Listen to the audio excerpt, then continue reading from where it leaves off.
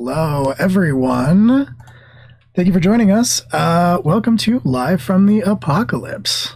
Hello, gays, and maybe not gays, but hopefully you're just watching.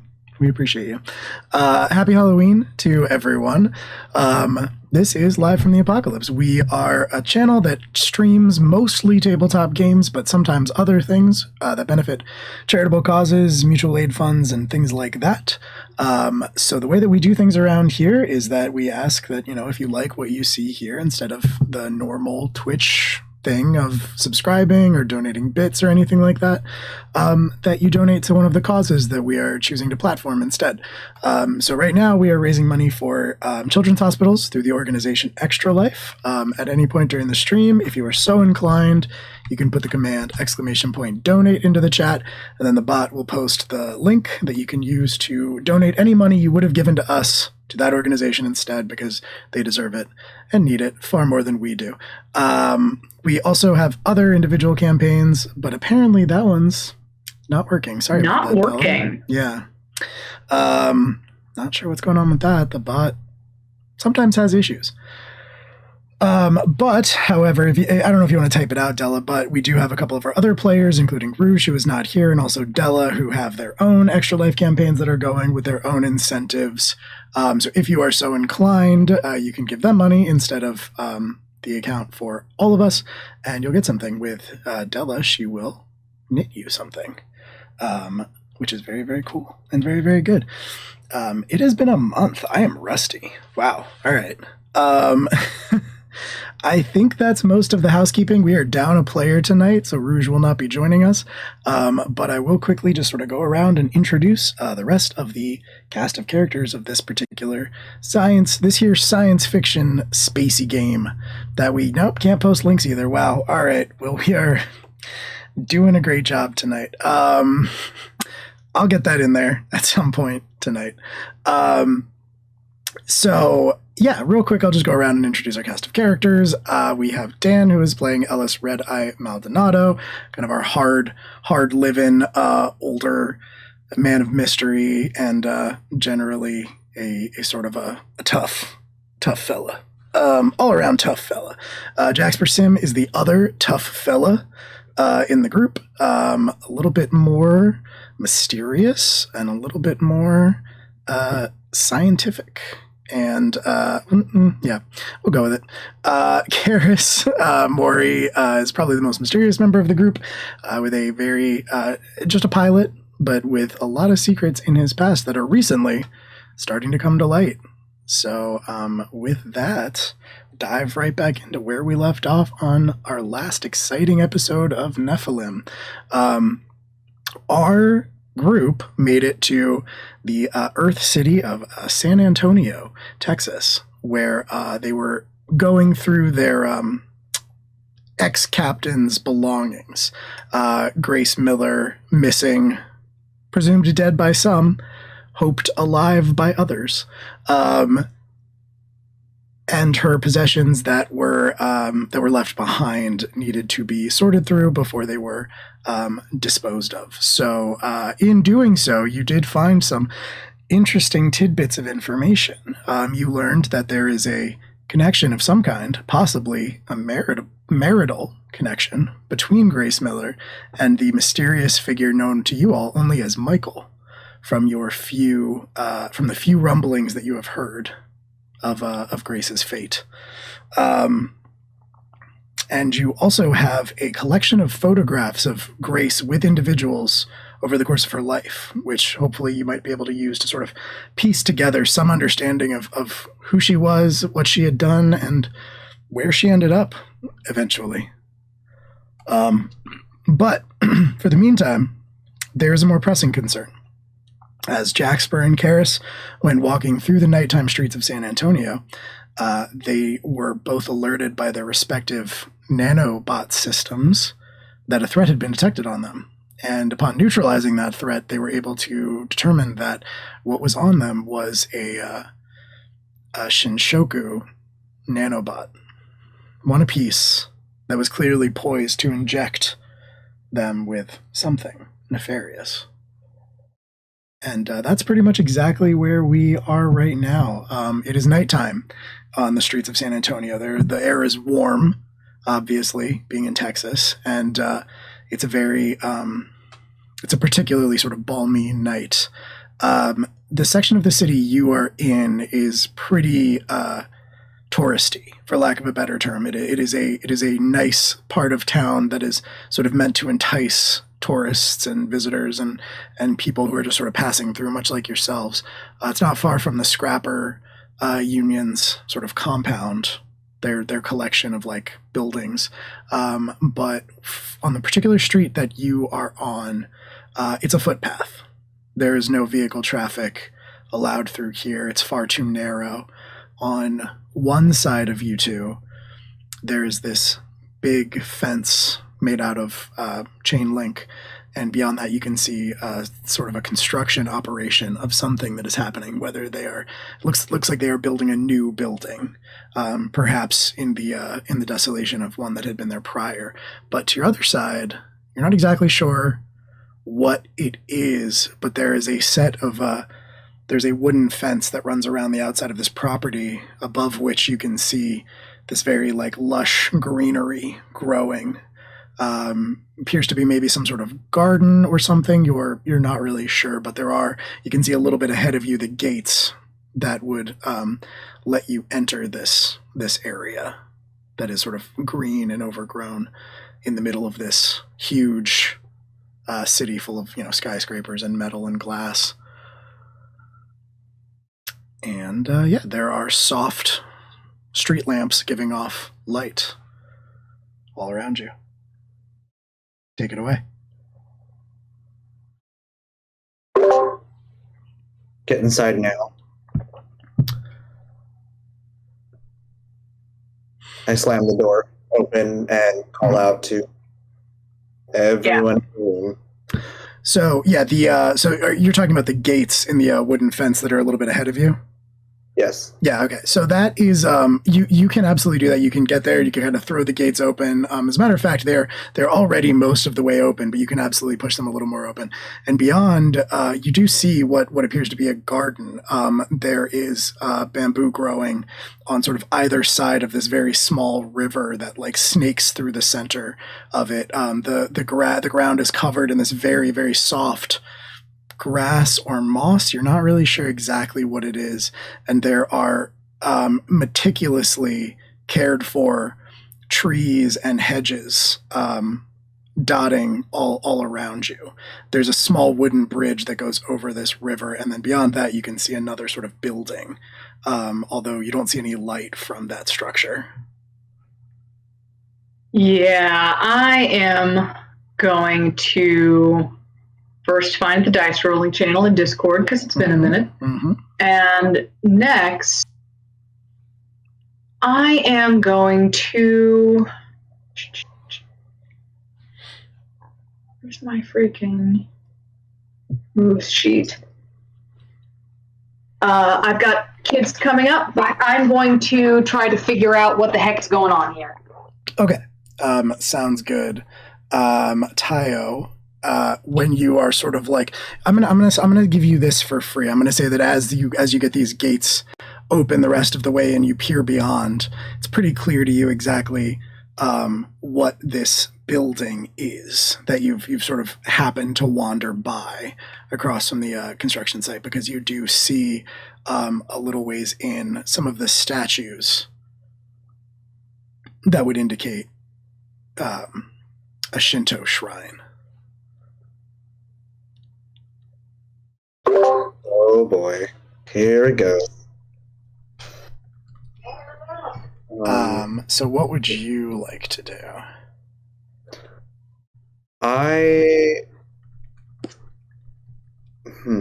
Oh, I think what I'm rolling is scope it out. Yeah, you were rolling scope it out, and I did let Tayo know that. Quick note also for the audience before we really get into this. It is Halloween night. People have some, some spooky responsibilities that they have to attend to. So we may be like up and down a little bit more often than we normally are during a stream, but we'll all get through this together. And I did give Tayo a heads up, Della, that there is clear sort of statues all sort of dotting around that clearly demarcate this as a Shinto shrine. Okay, cool. I'd like to roll my setup move. Okay. Right, your setup move. Yes, that is a good thing to do. So let's pull up you. What is that called again? The setup. The setup. It's literally called the setup. Okay, cool. So that is going to be slick. But what are you doing? Are you using your skills, gadgets? I'm going to kind of like back up to like the corner of one of the garden and kind of like pull Jaxper with me. I crouch down, spread my arms, and my nanites kind of like float up and do a quick scan of the area. All right. So I think you can roll plus slick, which is going to give you access to information. And Della, you got a good roll. You got a 10 on Scope It Out, so you get to ask a bunch of questions. I do. What's my enemy's true position? Okay. Yeah, we can definitely start with that. Your enemy's true position. You're actually pretty certain. You sort of start scanning around for, but trying to figure out exactly where a person might be hiding. Particularly the person who discharged these particular nanobots at you, and just beyond the fence, the chain link fence in the construction site, your sort of heightened senses, thanks to your nanotechnology. I assume that's kind of what you're relying on here. Mm-hmm. Yeah, your heightened senses do show you are able to spot a shadowy figure crouched sort of at the intersection of two I-beams in the shadows and in the darkness. So not including my good friend Karis Mori in this. Fair, yeah. We can say that you can keep an eye on Karis as well as part of that. But, okay. I mean, for now at least, Karis's true position is right next to you. Okay. So, for now at least. So I'm going to send him a quick contact ping and just be like, why the fuck are you people after us? I will accept this packet. Choose to accept. I'll choose to accept. Airdrop. I tried to make a deal. I wasn't supposed to tell anybody. This is what I get for trying to smooth things over. You better hide. Secret. Got a secret.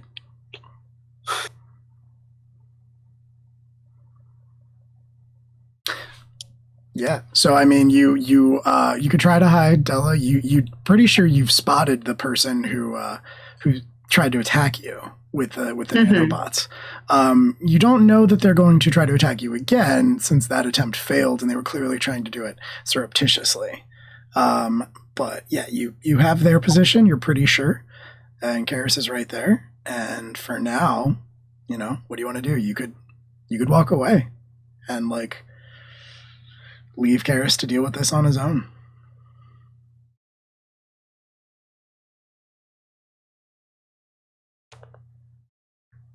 Actually, that's people.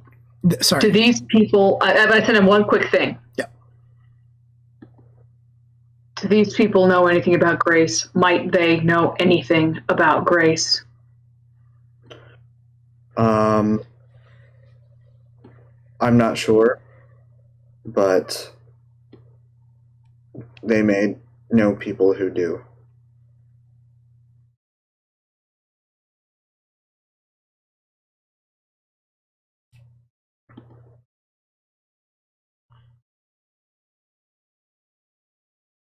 So, are we fighting or are we running?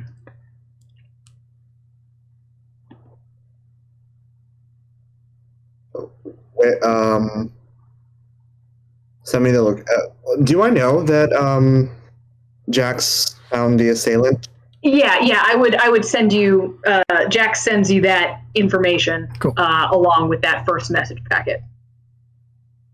So yeah, you also know that off in the construction site, off to the other side of this small towpath, there is a figure crouched in the shadows. Oh, so there's two. Yeah. Well, technically, yes. Okay.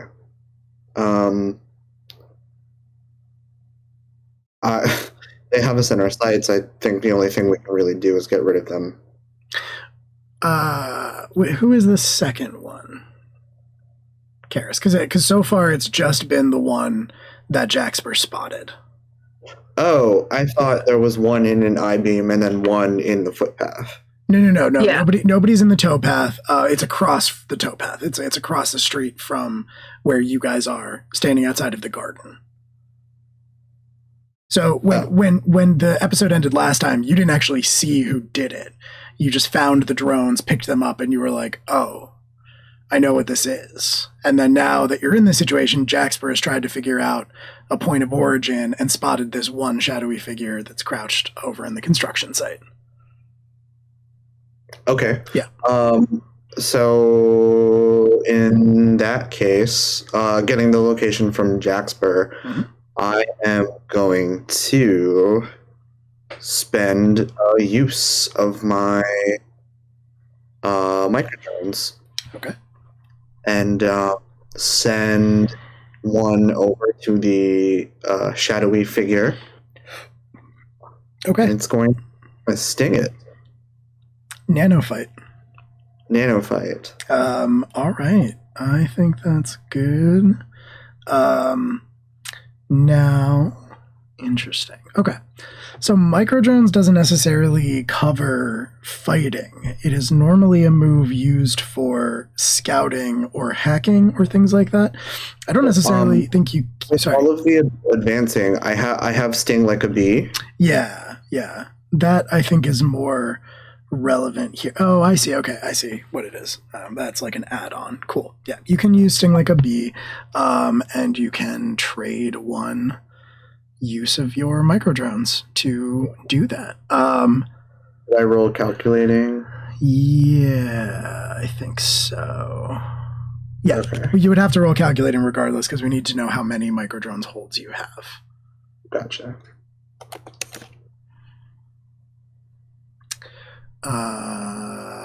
It is... Well, I did... Okay. Yeah. Exclamation point roll and then the value. Sorry. No, you're good. Everybody. There we go. We're all a little rusty. 13. Wow, double sixes. Okay, cool. Boxcars. Oh, yeah. All right, cool. Yeah, you have 3 holds, and if you could have more, I would give you more. So you have access to all of the microdrones things, and then you have your Sting Like a Bee option as well. Awesome. I am going to spend a use of my microdrones to sting our shadowy target. Okay. With Toxic, it is going to incapacitate the target for 1 hour. Okay. Injected and let's see. Ooh, you know what? Choose one extra effect. And it's going to. Ooh, what is it going to do? Kills the target. I don't want to kill. Are you sure? In a particular sense of your choice. That's going to be sight. Sorry, can you repeat that? What do you want it to do? Well, I guess that doesn't matter if it's incapacitated. Yeah, it incapacitates its target. You could cause them extreme pain. But if they're incapacitated, it doesn't matter. Well, they're only incapacitated. Yeah, I guess that's fair. So yeah, I'll just leave it. It leaves no chemical trace. Okay. Cool. That sounds good. Yeah. All right. So you do that. You dispatch your micro drone, and I think fair to say that they sort of fall they sort of fall on the ground. You can now see, both of you can see, since you're sort of looking over in this area from the side where you were standing, this same dark figure kind of just like sort of flops out from its perch and like crashes into the dirt underneath them.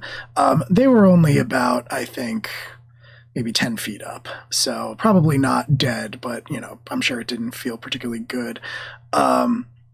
Yeah, so you can sort of spot from afar this crumpled figure lying on the ground. What do you want to do now that you've accomplished that? Now that we've knocked them out, I'm going to try to signal Jaxper to help me drag them into like a shadowy corner or maybe like a nearby building. Mm-hmm. Okay. Jaxper does so.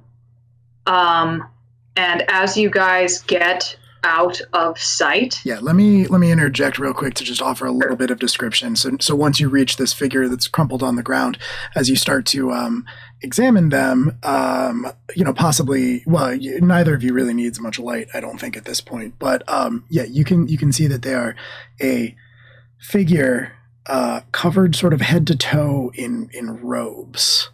They have sort of a wide brimmed hat that sits on their head, and they have a sort of a string of beads that sort of like wraps around their wrist and then down a little ways. And Karis, at least. Jaxper, you've been around long enough, and as we've established, you've spent enough time on Takamagahara that you'd probably both be able to recognize a Shinshoku. Karis obviously definitely would be able to. Yep, this is bad. We need to hide now. We're taking them with us. Why hide? Why hide? Because you're like us. You saw what we can do. You can do the same thing here. I made Jaxper better when he took me on. You can take this one. And I gotta go give some kids some trick candy. So you've got that to dwell on. Jaxper's face actually maybe like goes blank for a second in the wake of those words. Almost like you're not sure who's driving. Oh boy.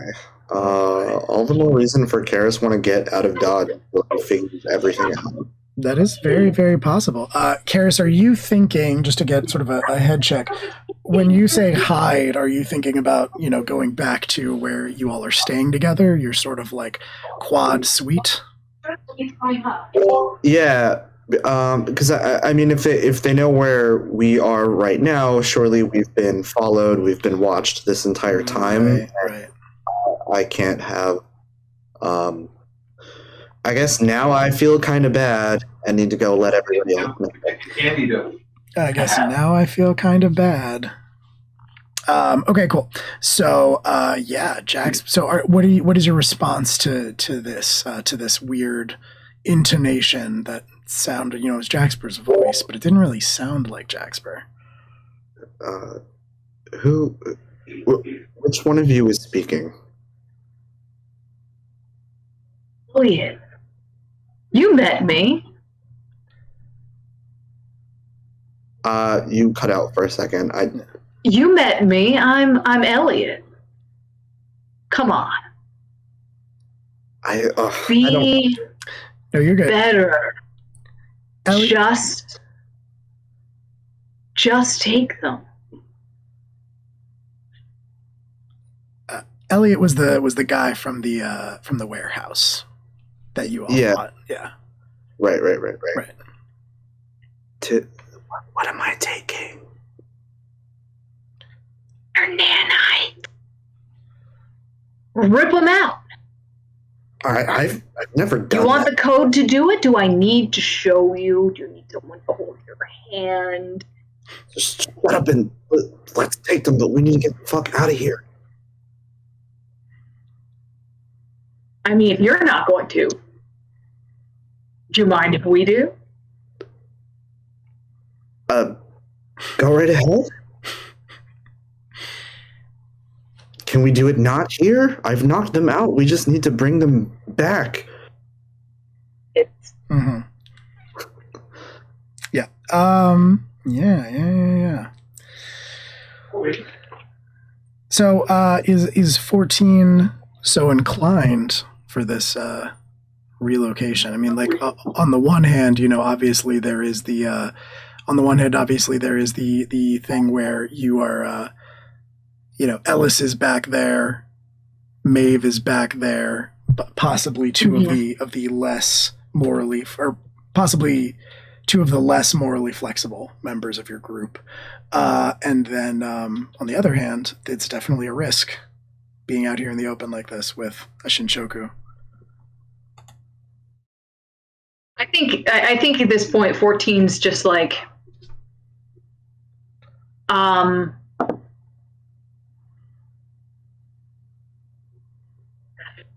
Jackspur. There's still enough Jackspur happening that they're not going to just take them. I think Jackspur's interacted with Karis's nanites enough to know that that's not going to work. Mm-hmm. But I think what I'm going to try to do is shut them down. Okay. All right. So I'm going to do some abyss staring. Yeah, I think that is a good interpretation of those rules. So yeah, I think this is going to be staring into the abyss. You're going to roll alien either way, obviously, but go ahead and do that for me, and we'll go from there. Nope.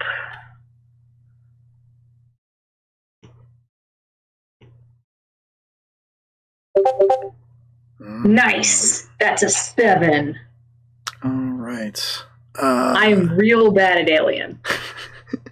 The trend continues, but it's not a fail. So you can ask me a question. I will answer, but I get to ask you 2 questions from the Abyss Stairs back. So your question, I assume, is going to be basically, we're using that mechanic to basically say that you sort of are able to like override 14. Yes, I'm able to override 14, but I'm also asking, how do I shut down the Shinshoku's nanites? Right. Okay. How do you shut down the Shinshoku's nanites? Okay. One thing. So as you interface with these nanites, or as you begin to probe, you notice a distinct difference between this individual and every time you've interfaced with Karis. It is entirely a different experience, and the reason for this is that Karis is sort of his own network, right? The nanites that Karis controls sort of exist on his person, and that is like the sum total of their reach, the sum total of their network, for lack of a better term.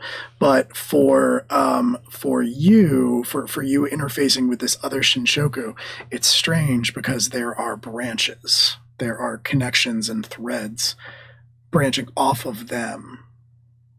They are a part of something larger than Karis is. Yeah, no worries.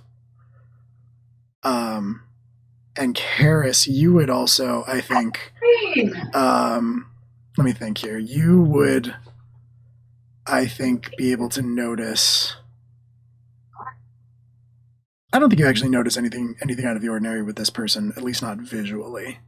You definitely don't know them, but that makes sense because this is a very different Takamagahara area from the one that you grew up on. But yeah, so Jackspur, you can. Shitless. What'd you say? Still definitely scared shitless. Yeah, definitely. That makes sense. I'm getting kind of scared with this too. I'd like to use my scope it out roll and ask who's really in control here. I want to try to follow those threads. Yeah.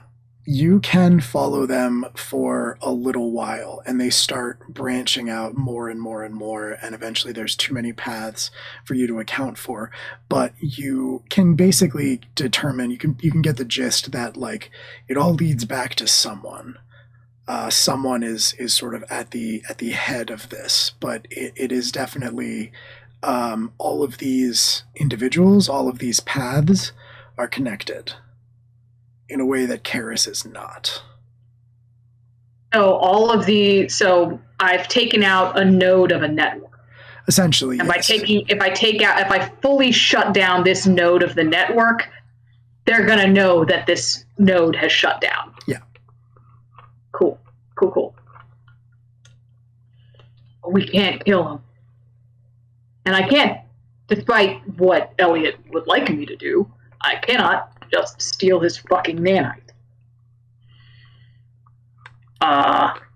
You got any ideas? You want to take this obvious spy drone back to our ship? That also sounds like a bad idea. If they found us here, they already know where everything else is. The best we have right now is to keep this guy alive until we can figure out exactly why the hit was ordered, what they know, and we can respond. Okay. Knowing them, they already know where we've been the last month and everything else. And they definitely don't know all of that because somebody on the crew was giving regular reports.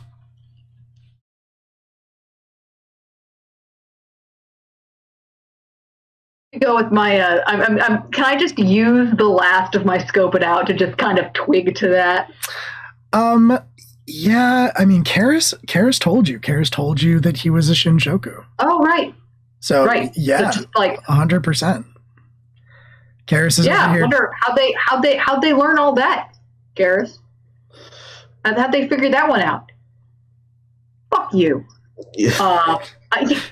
Jackson's gonna just haul the guy up over his shoulder and start walking. Okay. All right. Cool. Yeah, you can do that. You can carry him. He effectively weighs nothing to Jaxper. And you make your way somewhat hastily, but not drawing attention to yourselves, back to the Scrappers Union campus, where you are staying in sort of their equivalent of the travel lodge. You probably do have to switch to the passed out buddy hold once you actually get onto the campus. There are people around. You walk past a couple people, but they don't pay too much attention to sort of the limp body that you're carrying between you, Weekend at Bernie's style. You can get back to your sort of 4-person suite where Ellis and Maeve are currently occupying. Maeve, I think, with the toll that the day has taken on her, called it an early night and retired. But Ellis has never struck me as the type of person to really call it an early night. Yeah. Yeah, I think we had established that Ellis was also out ginning up leads or something. I think so. It's been a month, but I seem to recall that because I do have open leads. Yeah, so it has. He might not be there when they get back. Sure. Yeah, I think that's fair. I think we'll say that. Yeah, Ellis is still chasing down leads when you all return, so you can kind of set this guy down on one of the pieces of furniture, or tie him up if you want, what have you, and kind of make your plans for whenever he regains consciousness. But that being said, it seems only fair to give Ellis an opportunity to chase down those leads. Yeah, because so the way it mechanically works is that I already have some, and then I can use them to declare upon people. Right. But yeah, if I remember, what he was last up to was trying to shake down some bushes and see if anyone had heard anything about the parish or Michael. I think something like that. The Puritans.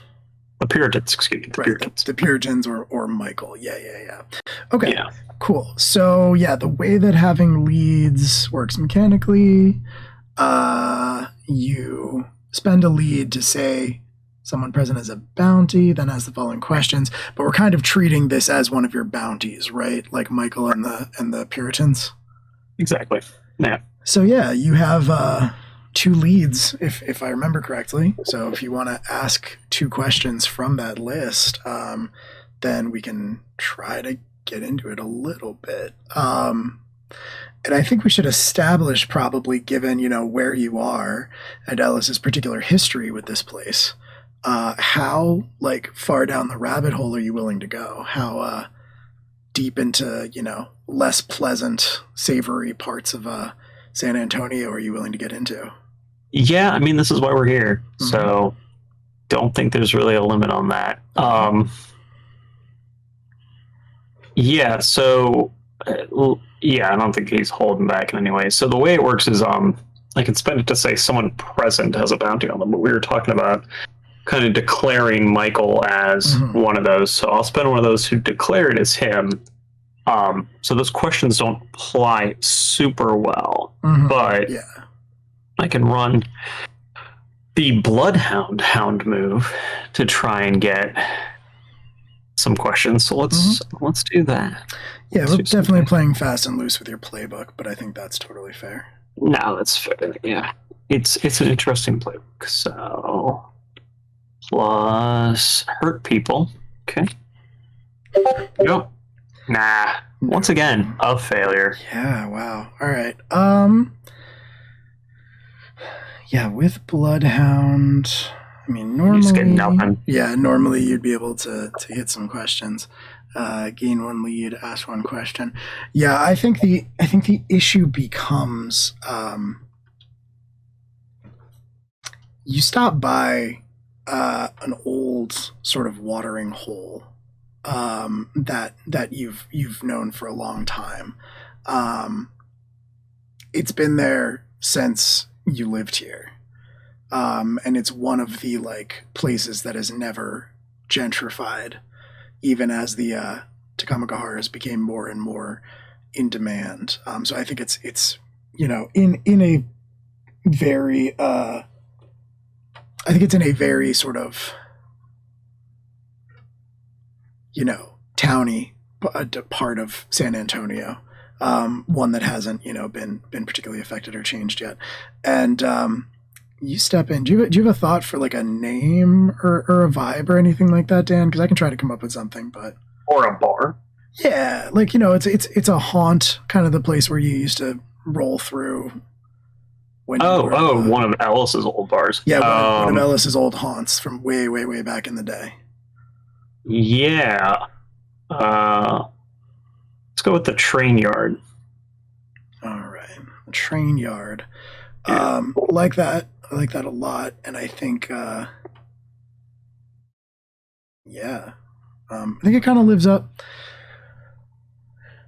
I think it kind of lives up to its name, and I think it's probably so named because it was kind of right on the when there were trains that would pass through this place. The tracks are still there in at least a few locations, even though they've been demolished in most part. And this particular place, this particular establishment, I think has stood there in one form or another since the days of trains actually running through San Antonio.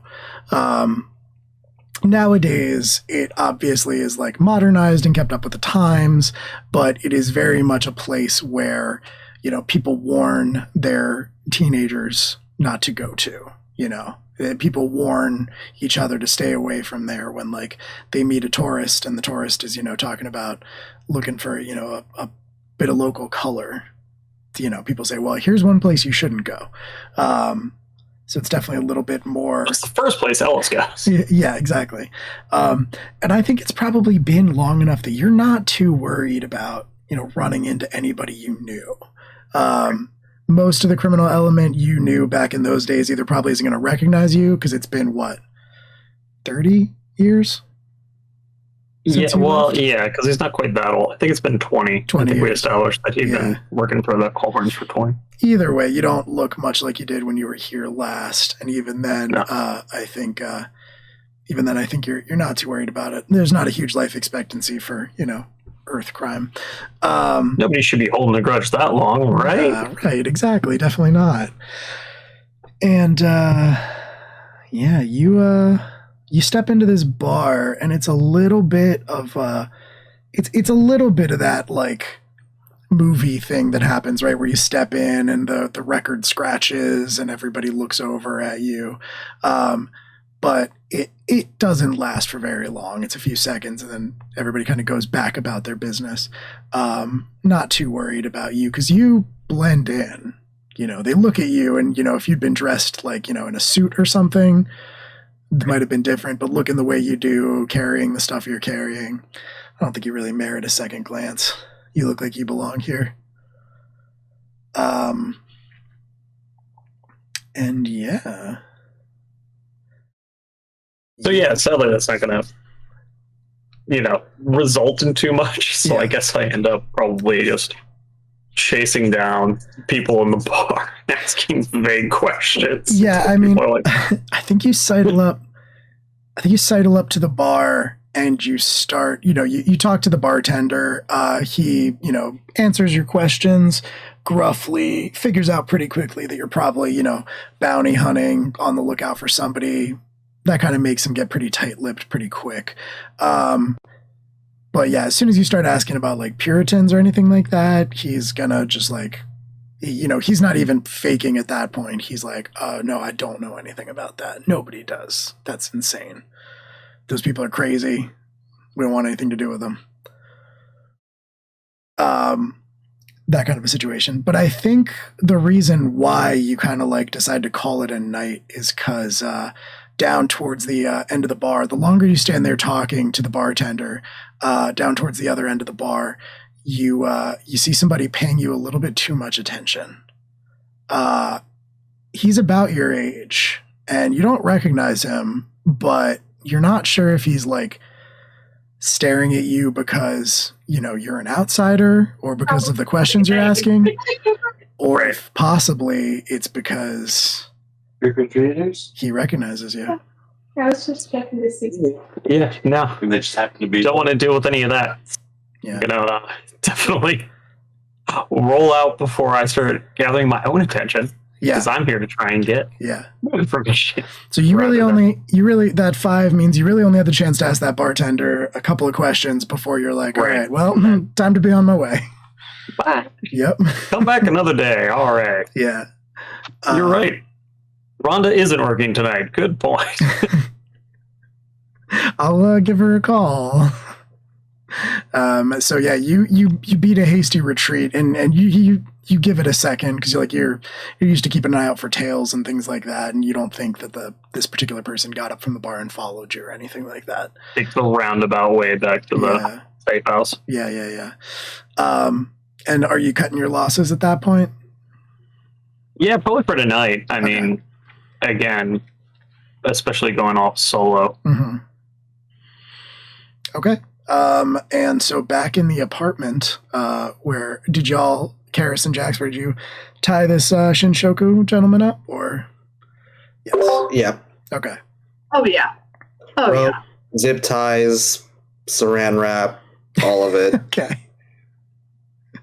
Fair enough. All right. Yeah, he obviously was unable to put up a fight. He's still unconscious, but I think as you finish the process of tying him up, I think that's when the apartment door opens, and Ellis Maldonado walks in. The studio audience applauds, but Ellis, you slides in like Kramer. Yeah, exactly. Ellis, you spot your two companions with an unconscious Shinshoku tied to Is it a like chair. apparent that it's a Shinshoku? You can put two and two together. Like, they've got the beads wrapped around the wrist, the robes, the wide. So then, yes, it is. Yeah, okay. Yeah. That was kind of my question. Is I'm like, are they dressed like a standard person from the street? Or are they dressed like an actual warrior monk? Yeah, no, they're dressed like a Shinto priest. Okay. got a problem. What? No shit. Little Who problem. the hell is that? It's not that little. He's like, I don't know, what, 5'9", 5'10", like, average size problem. That's not how you scale. Anyway, all right. So are we deciding to enter into a fight on another front? What's going on? Why are we fucking with the He's trying to Shinchoku? fucking poison us. So he's gonna fight to us. Quick update. I'm a Shinshoku. He's a Shinshoku. I'm not. You're not, to the best of my knowledge. No, I'm not. That would be unique. Everything over with everybody. It backfired, and once again in danger. Help. Help us, help me, help you. Do what? Go to war against Taka? I don't understand. What? Help? Didn't you just admit to, I don't know, being a fucking spy? I don't understand where we're at in the conversation. I feel like we might have skipped chapter 2 and 3. We seem to be on the redemption arc already when I just got done wanting to kick your ass. What happened? I'll kick his ass. But this guy's going to wake up in about, Karis. What's your estimation? What, ETA? Yeah. We'll say like 15 minutes. We've got about 15 minutes until this guy wakes up. Okay, so you can kick his ass, but you got to make it quick. Oh, all right. Why did we take him here? Because we couldn't be out in the open, and they kind of already knew we were here. I have so many layered questions. It's like a cake of fuckery. Did you check to make sure he wasn't? They track y'all, right? Like that's the thing. Like you guys have like internal trackers. Yes. So then they now know where we are and where their man is. I kind of already told them where we are. Oh, well, that's good then. So that's fine that they don't have additional information, but they do know that this guy is now here. Do they know he's unconscious and that you attacked him? Is it that detailed? Probably not yet. But Probably not. So it might be. The frosting on the cake might be that you have officially declared us at war with a massive geopolitical power. Oh, no. This is not a war situation. There is no way we have remotely the resources to consider this a war. It would be. Oh no, thank you, Jasper. That is correct. It is a battle we will lose. Yes, that is yes. Accuracy is important here at this point in the stage of development. Just making sure we're on the same page, because as I told Karis, this is totally a spy. Like this is a node of a huge ass network. And believe me, as someone who's been a node of a huge ass network, they absolutely, if they didn't build in remote listening methods with this, then they're fucking up.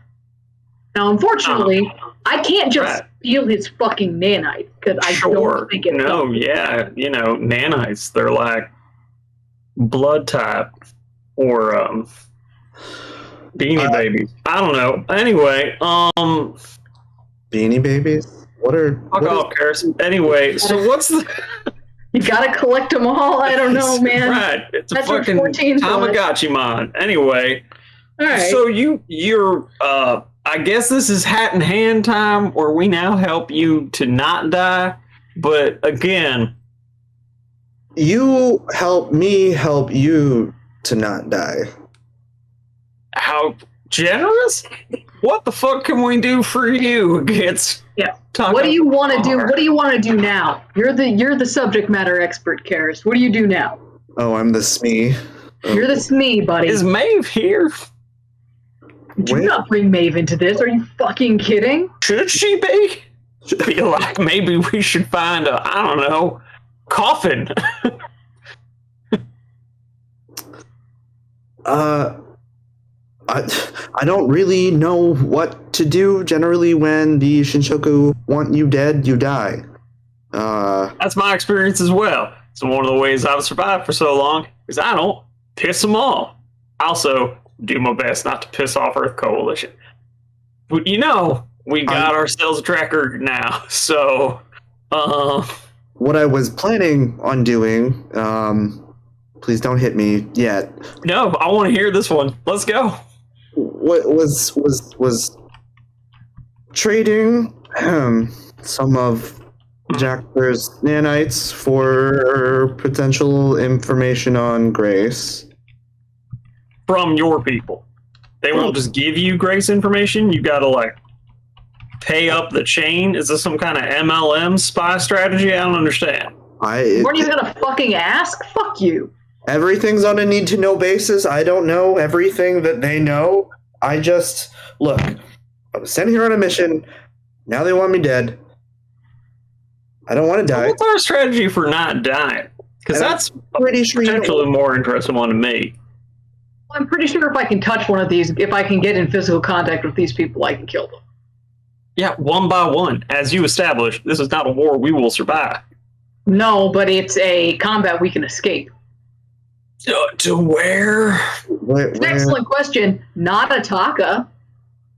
Or Earth, or Mars, or really any main colony of people. Did you plan on going back to any of those things, or did you plan on hanging out on a spaceship scrapping for the rest of your life? You got to scrap from somewhere, Jax. We don't... Space! You have a home base that you park the ship and ideally have a little plant and maybe some kind of social life. Hey, speaking of which, your ship is on Takamagahara. Yeah, it is. Yes, thank you. You're right. Fuck. All right.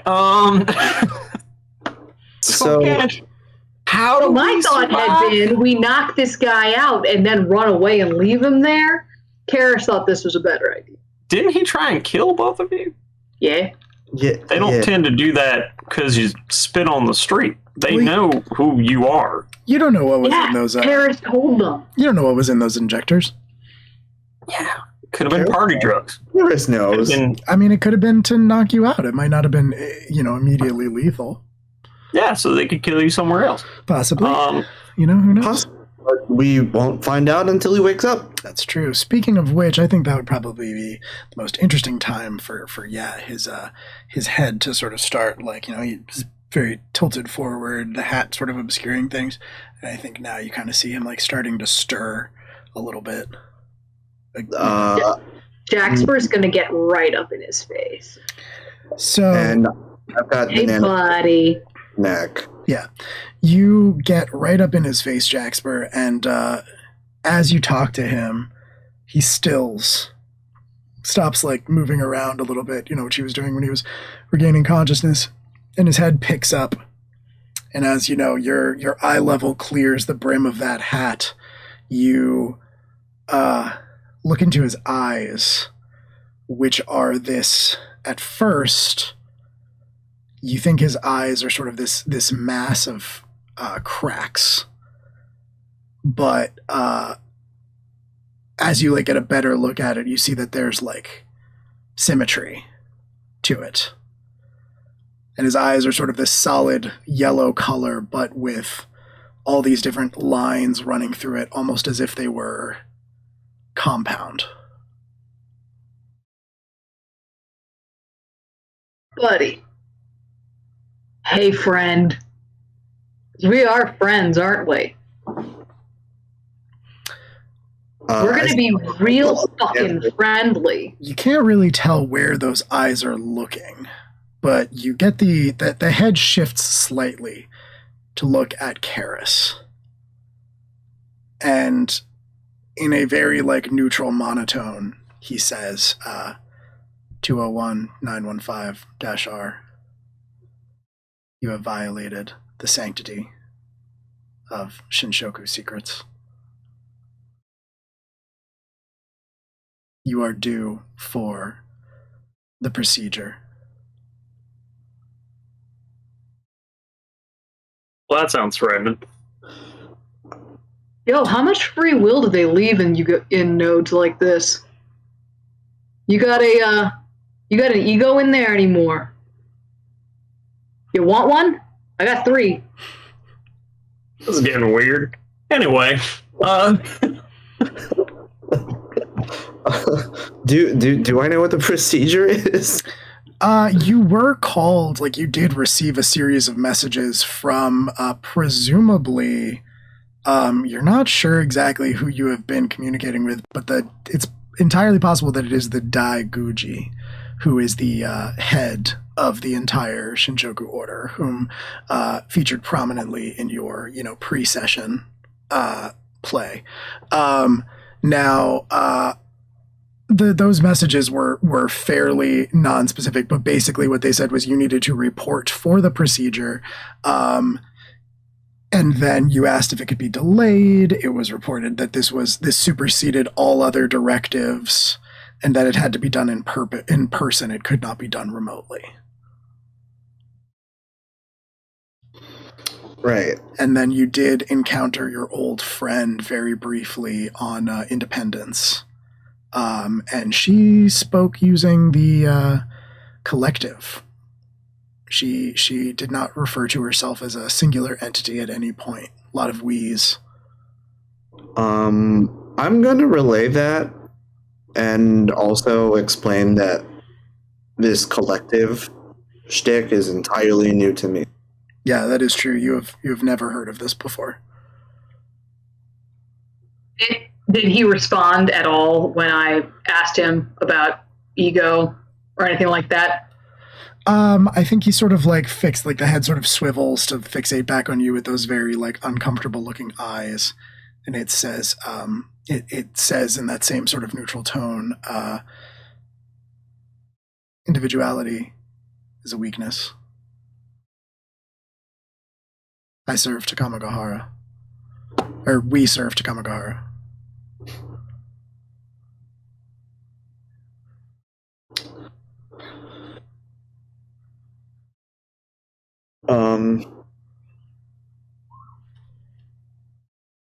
Yeah, I'm gonna be real. I don't know what to do. That's valid. You seem like you might have once been an okay person. So Jackson's just gonna knock him out, just punch him straight in the face. Okay, all right, yeah. Fair. I'm not gonna make you roll for it. He's tied up. You can do it. Yeah, just cold cocking. Mm-hmm. That sort of the head just kind of drops back into place. Excuse me one moment, gentlemen. I am going to go sneak into Maeve's room and get a disruptor from her bag, because I'm sure she has one. I'm going to do that. Okay. All right. Yeah, you can sneak into Maeve's room. The lights are off. It's quiet, but you can see, the shape of a person in the bed. Yeah. And you're just going to, kind of make your way over to her bag? Yeah, if she wakes up, I'm just going to be like, bad shit. Mm-hmm. Feeling a disruptor. Stay out of the way. Yeah, she does not wake up. Okay, cool. Okay, you grab indeed. You grab a EMP grenade, essentially, and leave the I was just thinking a disruptor like what Elliot put on my face. Oh, yeah. True. Yeah. I don't know. She hasn't told me about the EMP grenade. That is true. That is definitely true. I don't know that she necessarily has disruptors either, but I'm down to just roll with it. We can say she does.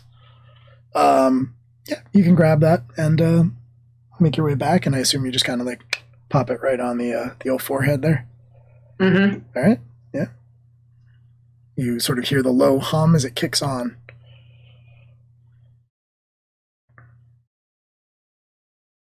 So,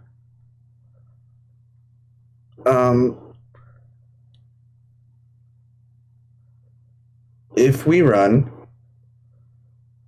they will not stop searching for not just me anymore. Yes, thank you. No, we got it. yeah, thanks for telling them all the fuck about me. I really appreciate that. I'm sure they haven't sold that to the people who built me.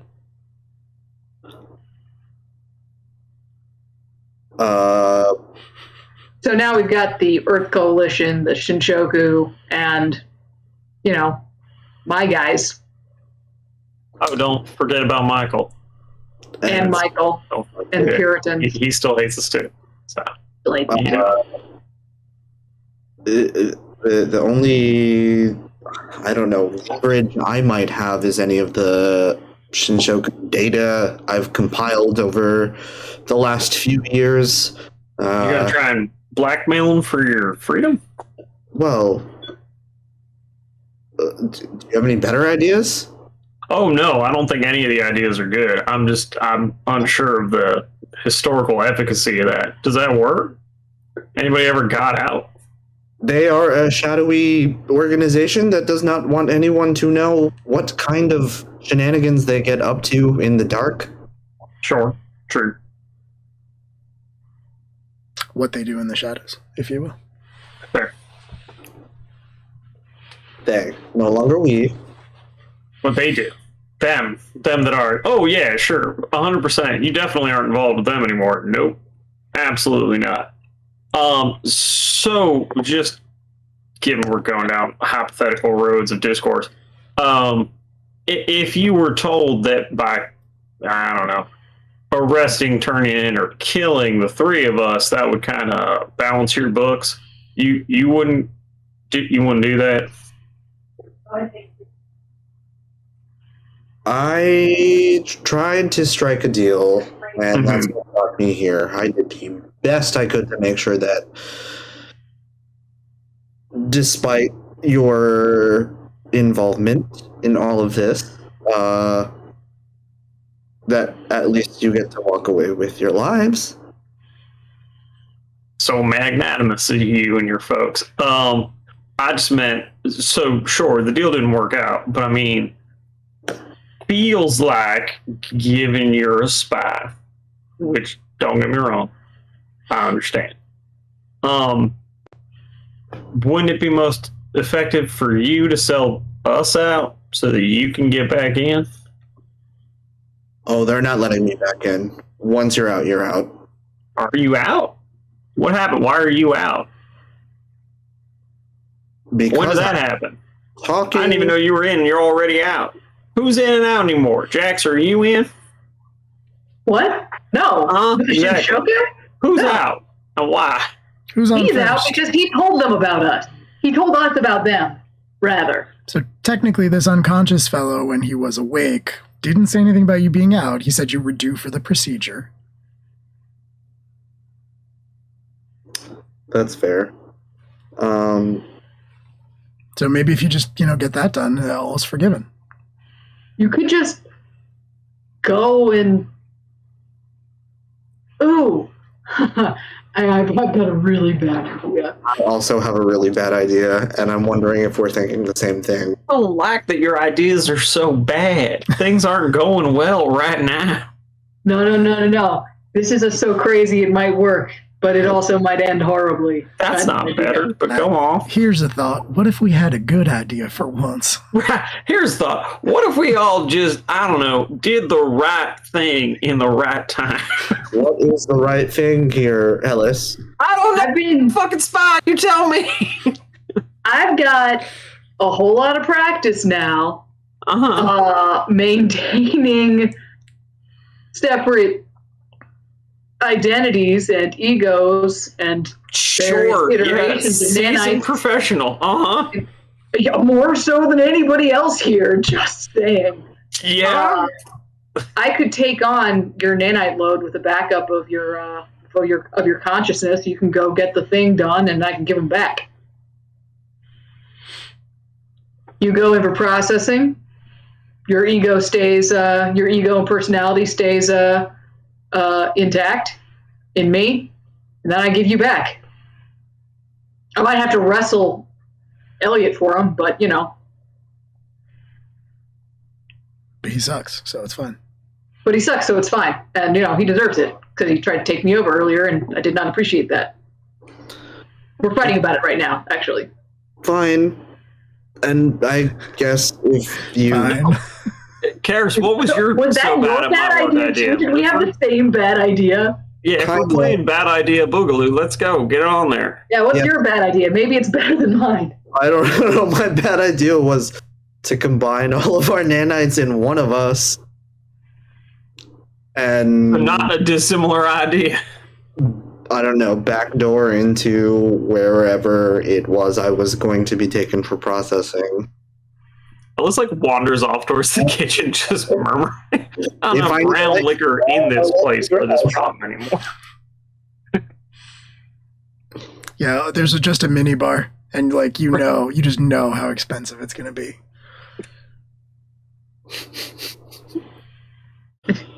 You should just tell Jack Burr's coming out of his share. Yeah, might be. You worth better it. know what he is. Fuck. Might be worth it to Ellis at this point, but yeah, you're just staring at that mini bar like, oh, I know I shouldn't, but goddamn. Does Jackspur get more shares? Now that Jackspur isn't just Jackspur? No, I think he tried to. I think in a previous in between sessions, he tried to argue that he should, and literally everyone said abso-fucking-lutely not. None of our shares are going to Elliot. Fuck off. Valid. Yeah, valid, completely reasonable. All right. Yeah. So, I mean, we can do that.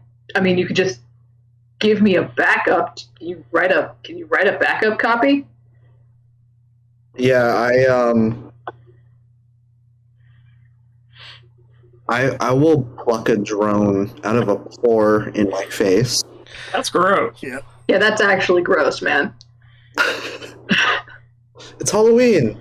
How did I go from learning about what the fuck a nanite is to being on the preeminent edge of nanite integration within 4 fucking days? You clean living, I guess. Yeah, oh man, my friends are the best. Y'all are great. So, if we could wrap up our international trade dispute before we have to go find our ex-possible captain, we are here for a thing, if y'all remember. I don't know. Yeah. Yeah. No, we are. But look, I think this is the right way to do it. So, Okay. I think this can work. If I can get a backup of Karis's kernel and Karis's like identity, and Karis can bring, I'll like deactivate a couple. I'll send him some Elliot's nanites. How about that? Actually, that's a terrible idea. I'm glad we're talking through this then. Let's establish what is and isn't a good idea as far as the nanite swapperoo goes. This is all. I want you to understand, Ellis. Talking about this like this is like Tuesday. This is not Tuesday. What? You mean this is strange experimental? It might result in the death of 2 of you? Oh my god, I'm stunned. 4 of us, technically. Oh, my death's on the table too? Goody. Sorry. Oh, no. Wait, so that's 5. I was actually I was being actually really self-centered there. Oh, yeah, no. What? You actually stand a pretty good chance of just like getting away from this. From Taka. Yeah. I stand a pretty good chance. Yeah, they don't. I don't think if I didn't have nanites, if some asshole didn't tell them that I had these, I don't think I would be that important to them. We're just a bunch of fucking scrappers. Yeah, but Alice is a loose end. And a witness, I guess. But they obviously leave witnesses because everybody knows you don't fuck with Shinshoku. I think that might just be the rumor mill and like memetics. I don't think there's necessarily people that that exists survive. because they leave some people alive to spread stories, right? Now that I know, I don't know. I've never met anyone who's met a Shinjoku. Generally speaking, the reputation of the Shinshoku is not quite as bloody as the auditors.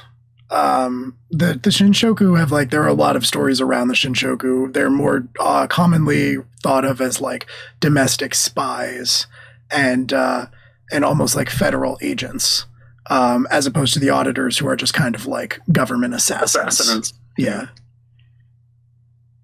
Which is not to say that there aren't stories of Shinshoku killing people, but they generally maintain a more like, I guess, noble image. Diplomatic presence. Yeah. Less sinister. So with the nanite that I've plucked from my face, can I say that I've like put a little backup of me in there? Sure. I that's a weird fucking thing that you want to do there. In a single one too? Yeah. I think you need at least like 4. I think you'd probably have to spread it. Like the plan that y'all are discussing, it sounded like was you putting everything into Jaxper. Which or at least a significant portion of them into Jaxper, and I think that would be pretty fair. I think you'd have to sort of spread your consciousness out across them. I also think that there's going to be some abyss rolls that go into this. That's fair. Because you're kind of just dividing up your consciousness. So, what is the? So let's talk specifics, right? So, it sounds like you're planning to have Karis report for the procedure that has been referenced. But you want to put a backup copy of Karis's consciousness into Jaxper, and I assume that is via Karis's nanobots, or yeah. Right. So are you going to leave your nanobots behind with Jaxper when you report for the procedure? I probably would have to. Not all of them. Yeah, not all of them. Otherwise, they will be very suspicious. But true, a good portion of them. Okay. All right. Then I think that is fair, and I think I'm going to want you to roll plus alien.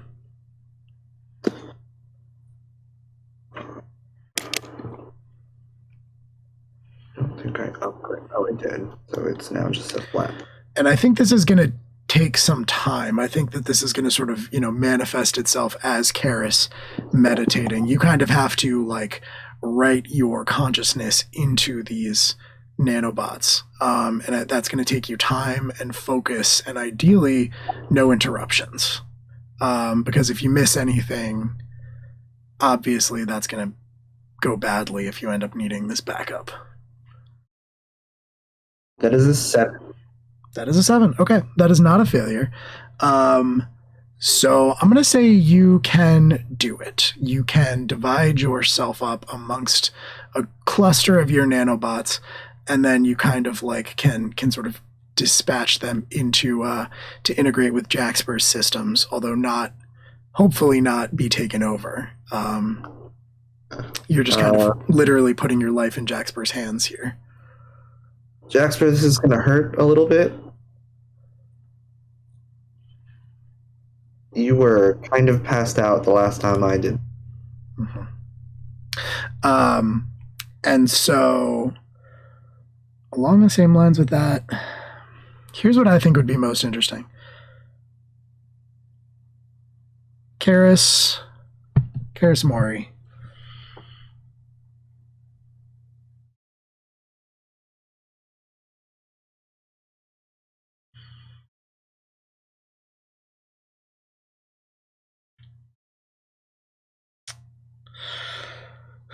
What does Karis crave forgiveness for? Does Karis crave forgiveness? Does Karis feel bad about what's happening to the Nephilim crew? Karis does feel bad. Okay. And then yeah. I think what you're going to experience is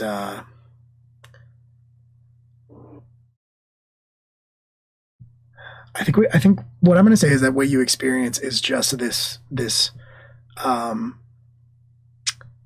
strange sort of emptiness as you send sort of a portion of your nanites away from you.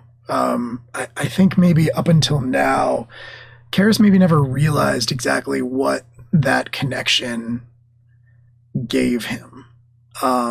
But as you send part of them away, it's kind of like, it kind of echoes of other moments in your life when you were in this position, like when you were sort of ripped away from your parents, even though you were too young to understand what was happening. And when you were ripped away from your best friend, right before you were sent on assignment out into the Nephilim. And I think there's just sort of this vast, yawning loneliness, as sort of the reality of your situation sinks in here, right? Because best case scenario here, you stop being a Shinshoku. Worst case scenario, you probably have your entire consciousness ripped away from you or you die. But best case scenario is like you manage to get out. And then you're left with these people who don't trust you. Or you can try to make it on your own.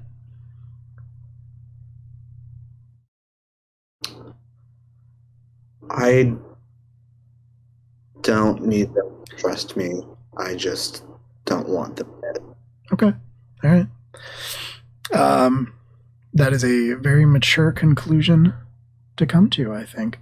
The other half of this equation, I think, is is going to be as Jack Spur, I think the fallout that Jack Spur experiences from this, your nanites live inside you. They make you stronger, they make you faster, they enhance your vision, they kind of do whatever you need them to do, but it's within the confines of your body. And the few times that you have, sort of externally manifested them, it has been incredibly difficult for you because they are not made for this. Karis's nanobots, as we've established, they are larger and they're different. And the main point of difference is that they sort of like this cloud of nanites. Karis warns you that it might hurt, but you're not prepared for how much it hurts. As they drill. Yeah, they start to drill into your individual pores and just kind of like build like nests for themselves so that they can live inside the layers of your skin. And so ordinarily, this is something that I would be able to just like turn down my nerves for, but I have to keep my nanites inactive for this process. So Jaxper is just gonna like shut the door and be in a dark room in pain for a while. Yeah, it feels really, really bad. And you're kind of like you realize that as the portion that you have taken on here, Karis, presumably when Karis was a child, Karis did this with exponentially more nanites. Karis went through this. Yeah, that's fucked up. That's fucked what? up. The things that happened to the two of you as children were messed up? I'm stunned. Wild.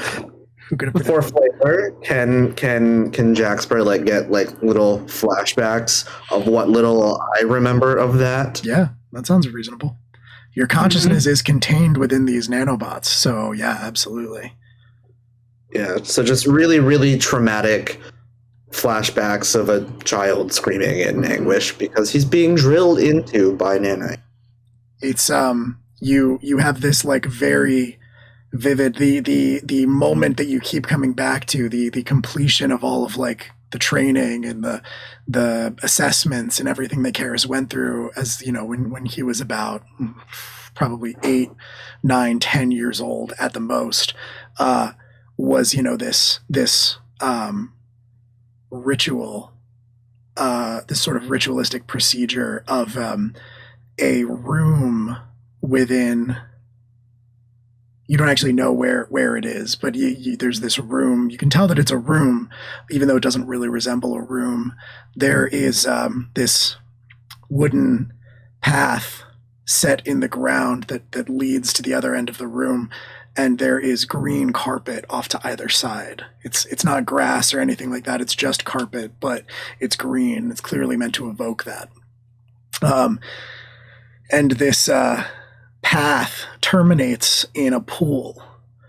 And above this pool, there is like a waterfall cascading down. And you, as young Karis, approach this, and you step into the pool, and you take a seat under the waterfall, just letting it cascade over you. And the second you do so, the second you sit down, you realize that this isn't water. It's a countless number of nanobots, of nanites that are just cascading down over you. And that's when they start burrowing. Oh, burrowing. Blech. You're just kind of experiencing flashes of this. I think the last sort of moment of like consciousness of Jaxper, because I think he's going to like basically go into like protective shutdown, like standby mode, both to protect his own consciousness and the other consciousnesses from this, and also to keep them from attacking it.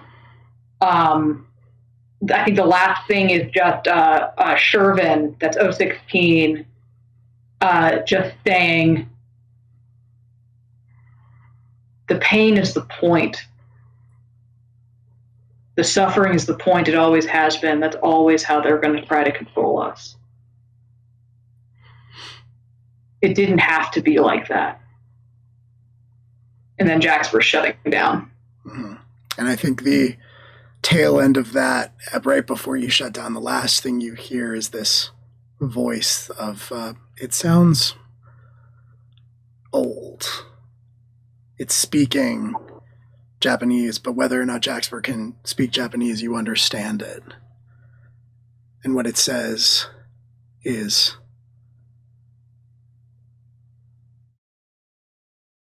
remember, it may hurt. Remember, it will hurt. And then the tiny voice of child Karis saying the next part back to him, which is, my voice is only for the people.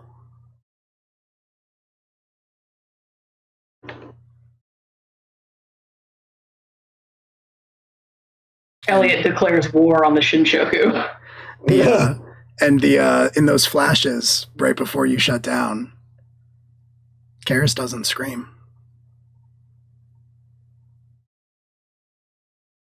And then it goes black.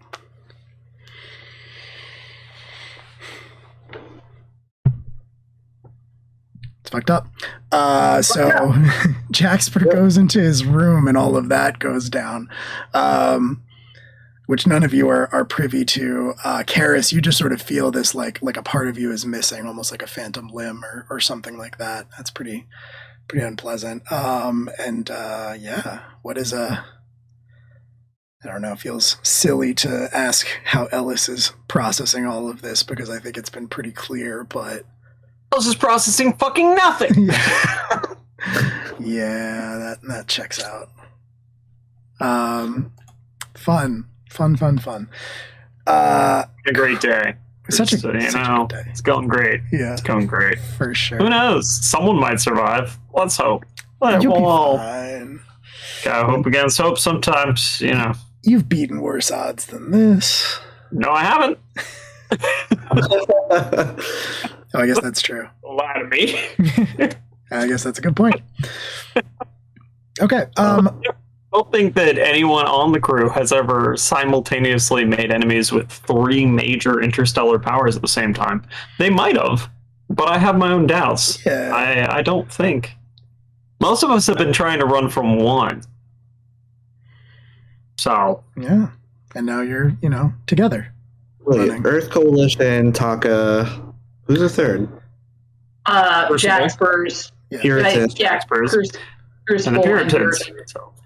And the audit. Well, the auditors are Earth Coalition. Yeah. I mean, the Puritans aren't like, an intergalactic power or anything. They're like terrorists. So they're dangerous. They still want to kill us, though. Yeah. Yeah, it's basically we're being hunted by, the FBI, MI6, and, the KGB, and also, I guess, the Amish, like the militant space Amish. Yeah, I mean, hyper militant space Amish. Yeah, hyper militant space Amish.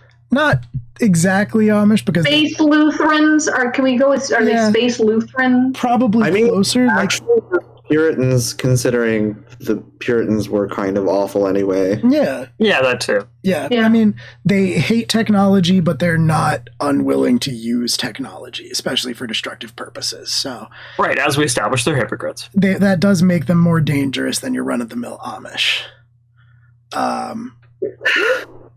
But Mennonites, then. Mennonites for sure. Okay. So yeah, I think we have the rough outlines of something approaching a plan here, and you're both sort of going through these very unpleasant situations. And I think that's a good natural stopping point to take a quick break and then rejoin in like 5 minutes or so. So everyone, if you're following along, if you're watching, thank you so much. We will be back in just about 5 minutes. So don't change that dial. We'll be right back. All right, we are back. Hello, everyone. Thanks for sticking with us. Let's jump right back into it, but with refreshed beverages, etc. Cool. So you all had just kind of come up with a plan. I think you're all pretty happy with it. It sounded like. Yeah. What? Yeah, very happy with. It's probably gonna be fine. It is probably gonna be fine. Okay, so so there are a couple X factors here, right? That we should probably try to define first of all. So, what is your end goal here? I think that's something that is worth discussing and something that would come up naturally in the conversation, because if Karis undergoes the procedure, they do something to him, not really clear what, are the rest of you basically just gonna like leave with the hopes that like the Shinshoku will be satisfied that they have their person back, and or is your goal to like leverage something? Or I think our goal mm-hmm. Is to negotiate with the Shinshoku for them to work with us to take out the Puritan threat, or to use us, more likely. That's probably a better selling point, to use us to take out the threat of the Puritans, because we have nothing against Taka. Okay. We got no beef with the Taka. We would very much like the Takas to thrive. And mostly we just don't want our friend Karis to get taken over and become a zombie. Jaxper still thinks Karis is his friend? Jaxper let Elliot live in his head. Jaxper might have weird boundaries. When you've been around as long as Jaxper has, it's hard to make friends. You're willing to put up with a lot. Cool. Okay. Yeah, I mean, I think. Oh. We become the ambassadors of the Scrappers Union to Taka to expand their sphere of influence in the outer reaches of space, where the Scrappers spend more time than Taka does. Yeah, because we're politicians. Well, what? I mean, I'll be a politician. I think I'd be a great politician. Would you vote for me? Well, we don't even have to be politicians. I know you. So we need to be Scrappers, right? Like, we would just. I mean, I was doing the entire time. Yeah, Takamagahara and the Scrappers Union have a pretty decent relationship with one another. But, it was more a question of like Karis gathering information, like about the outer worlds in general, not necessarily about the Scrappers Union. Although there are plenty of secrets of the organization that Takamagahara is not privy to from their normal associations. They're not like they still have a at least on the surface, a good relationship with one another. But anyway, so yeah, you have the coordinates, Karis, that you were sort of told to report to. If you would like to undergo the procedure. All right. I guess with all of that being put out there, it is time to take my ass over there. Okay. All right. We gonna quick question: are we gonna bring this node with us? We probably should. Well, I mean, are we gonna bring him in chains, zip ties, or are we gonna just let him go? No, we don't let him go. So yeah, I guess we're doing ropes, chains, zip ties, and saran wrap.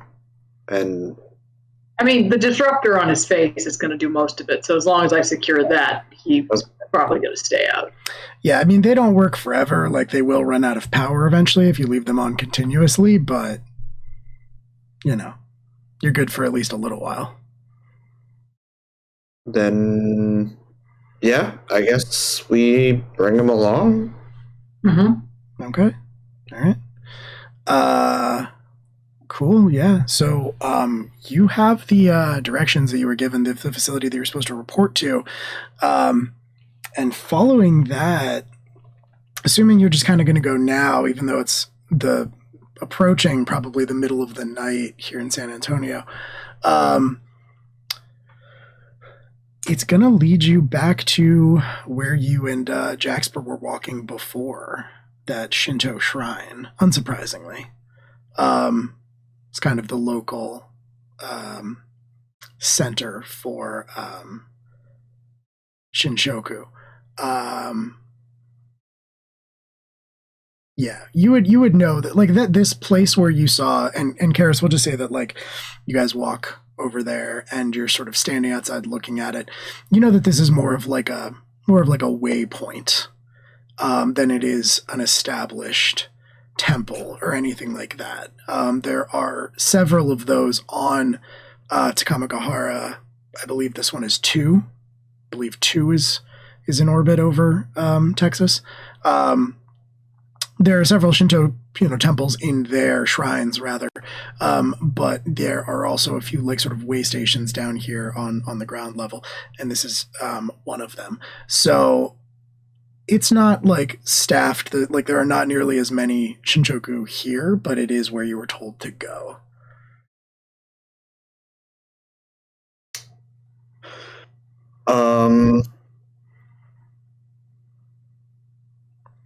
And so there you are with this tied up Shinshoku. Jaxper and Ellis, are you both just sort of walking right up to the temple?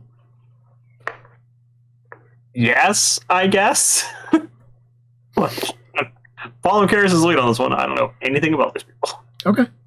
Yeah, I guess I'll lead everyone in and kind of up to, like, the main shrine area. Okay. Del, I think you're muted if you were going to say something. Yeah, I was just sort of, it's really, Ellis's comfort level. If Ellis wants for us to be sneaky, then we can be sneaky. But if we're just Ellis doesn't do that. Yeah. Ellis doesn't know sneaky. Ellis knows sneaky. Yeah. Jaxper's supposed to sneaky, but Jaxper's not feeling sneaky right now. Fair enough. Right. Yeah, you walk right on in, and you approach the building in the back. And as you sort of cross that wooden bridge that goes over the river, of this, like, sculpted landscape almost, there is a figure that you spot that steps out. The front of this little temple building slides open, and a figure steps out, also clad in robes.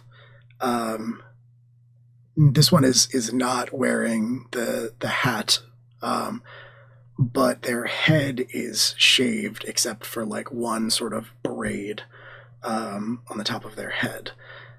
and you do recognize distinctly feminine presenting features as they step out. And they sort of just stand there, hands sort of like pressed in front of their body, awaiting you. And as you get closer, you can see that their eyes are not that sort of cracked compound style of the unconscious person. But they approach you and they bow and they say, sorry, I always have to pull this up. They say 201-915-R. Are you ready to begin?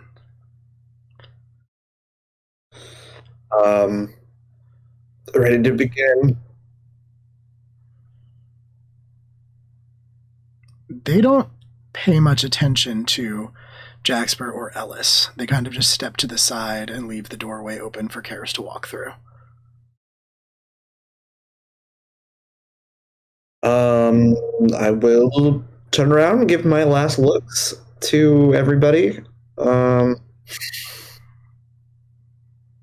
And march on in. Okay. All right. The priest that is walking with you steps inside after you and slides the door shut behind them, where you hear a brief whir as the door magnetizes and sort of seals itself. And you're sort of standing in the normal, like it looks much the same as other way station temples that you have been in before. Just a very simple wooden floor. There are other rooms that are sort of separated by walls that have the appearance of like that sort of paneled rice paper. But they start to lead you through, assuming you keep pace with them. And as they do so, they say,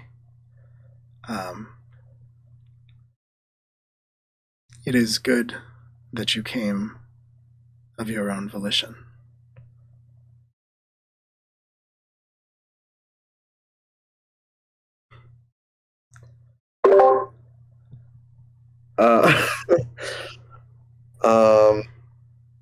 Didn't leave me much choice. Well, the Daiguji was concerned that you would never come voluntarily, and that stronger action would have to be taken. I'm sure they will be relieved to know that you did what is best for the people in the end. My voice is for the people. This, you sort of arrive at another door, one of those screens, and they lay their hand on it, and they say, they look at you and they say, not anymore, 201-915-R. Our voice is for the people. And they slide it open, and you see almost an exact replica of a wooden path leading through this sort of green carpet off to either sides and ending in a pool that appears to be water, with a waterfall sort of cascading down from the ceiling. And very reminiscent of, the first time you underwent the procedure to give you your nanites. They say, or she says, this will deepen your connection to all of us.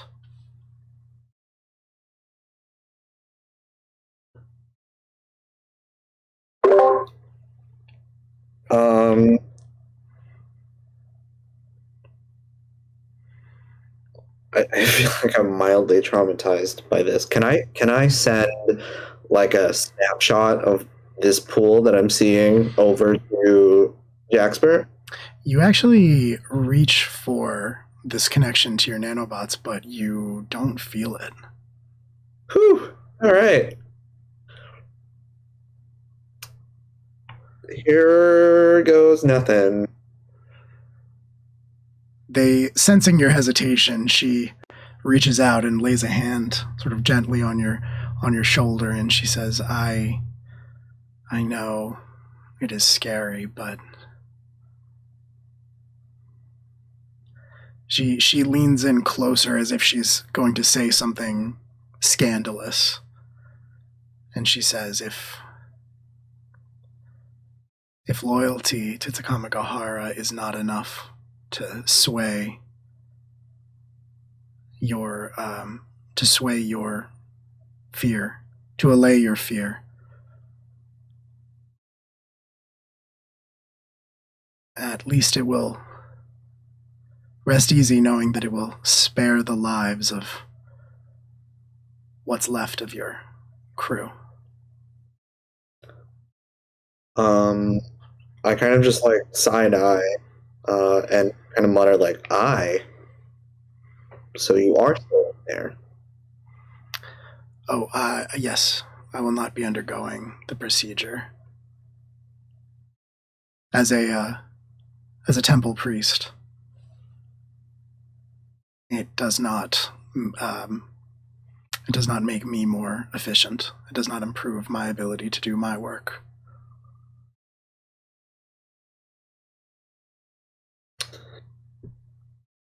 I step into the baptismal pool. She nods at you and she says, if you wouldn't mind having a seat. I'm sure you're familiar. At least that way, the girl won't have died in vain.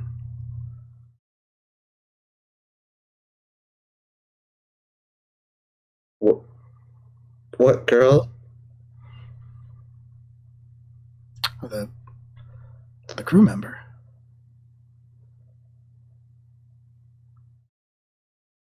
The young girl.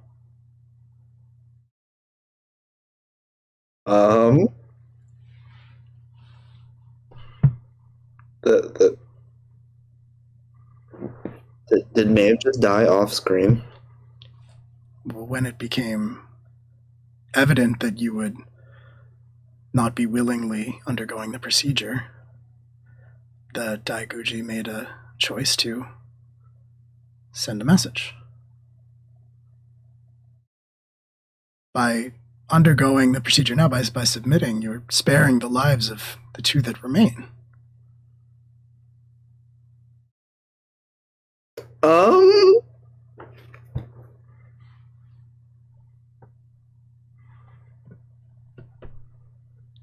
I don't know if I Hulk out right now. Well, wait a minute. Do I kill him? I assume you knew. No. I'm told she was asleep, if it is any consolation. She would have felt no pain.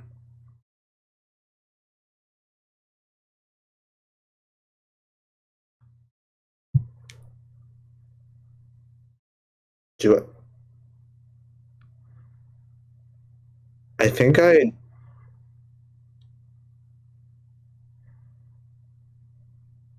No, okay. Karis bites his tongue.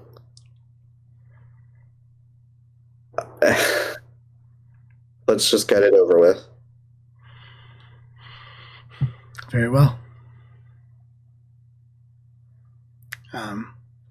She sort of spreads her hands and sort of gestures once again towards the water ball, and she says, embrace your fellows.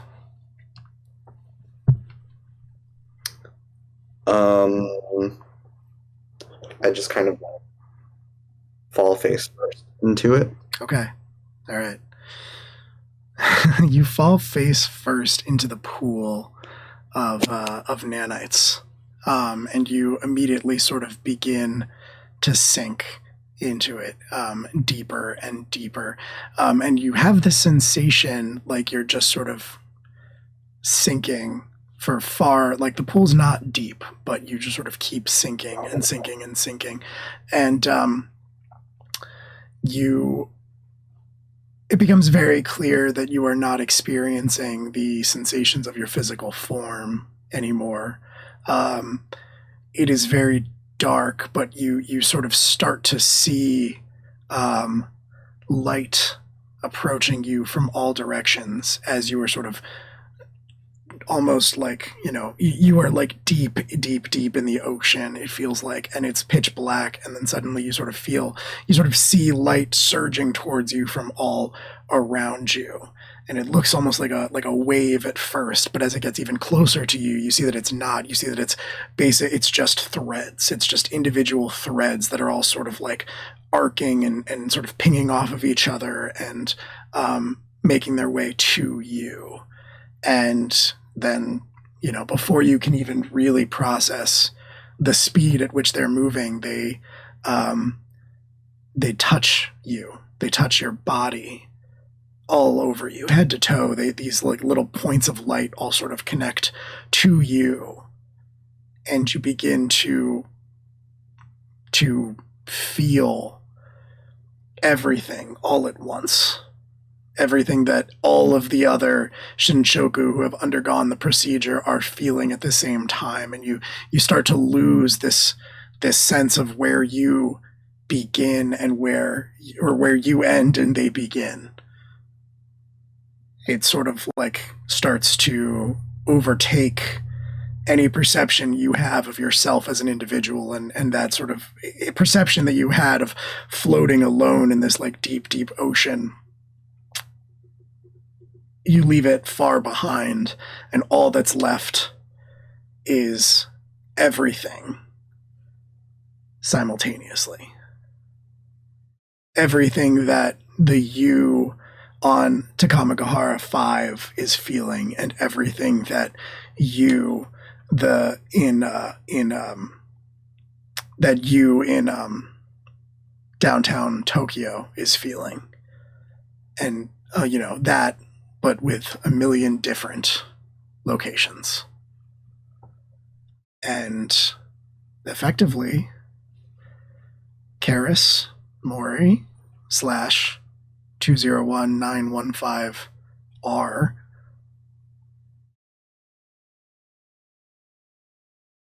ceases to exist.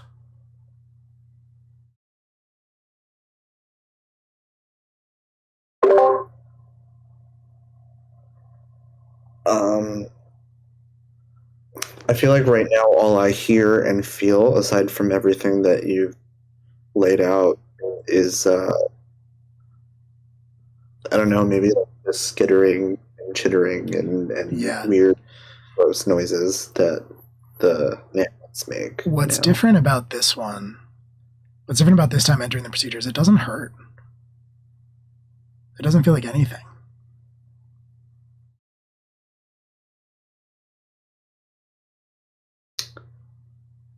Can I feel my nanites in Jaxper now?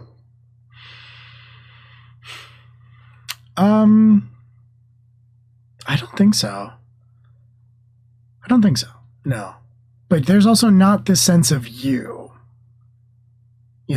There's you're this collective now. You're the hive. I'm bored. A little bit bored. And back outside after a pretty short period of time, that door to the temple slides open again, and that woman steps out one more time, and she says, I would request that you leave 504 behind, but you are free to go.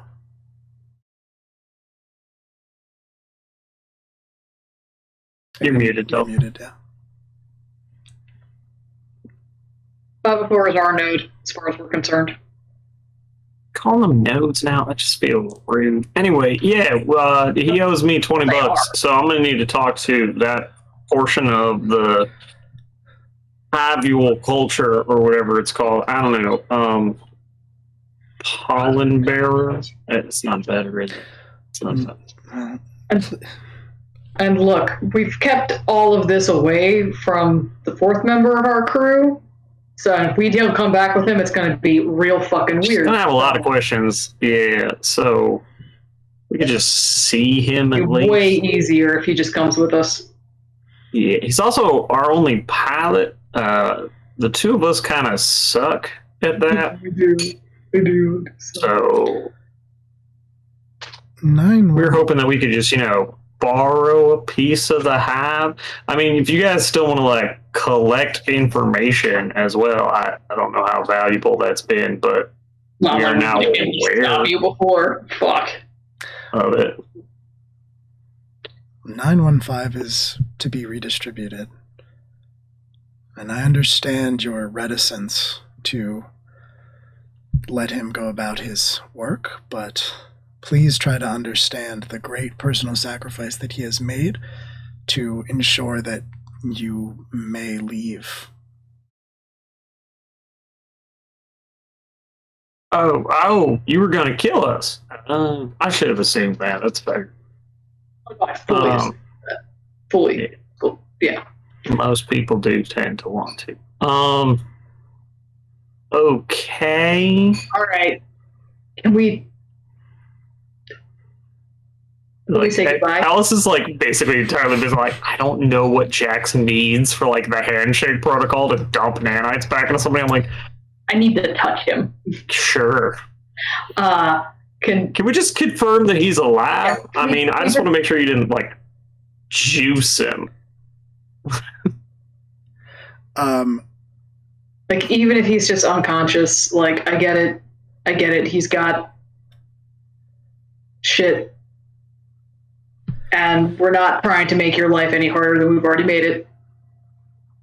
But it would be really helpful for us if we could just say goodbye.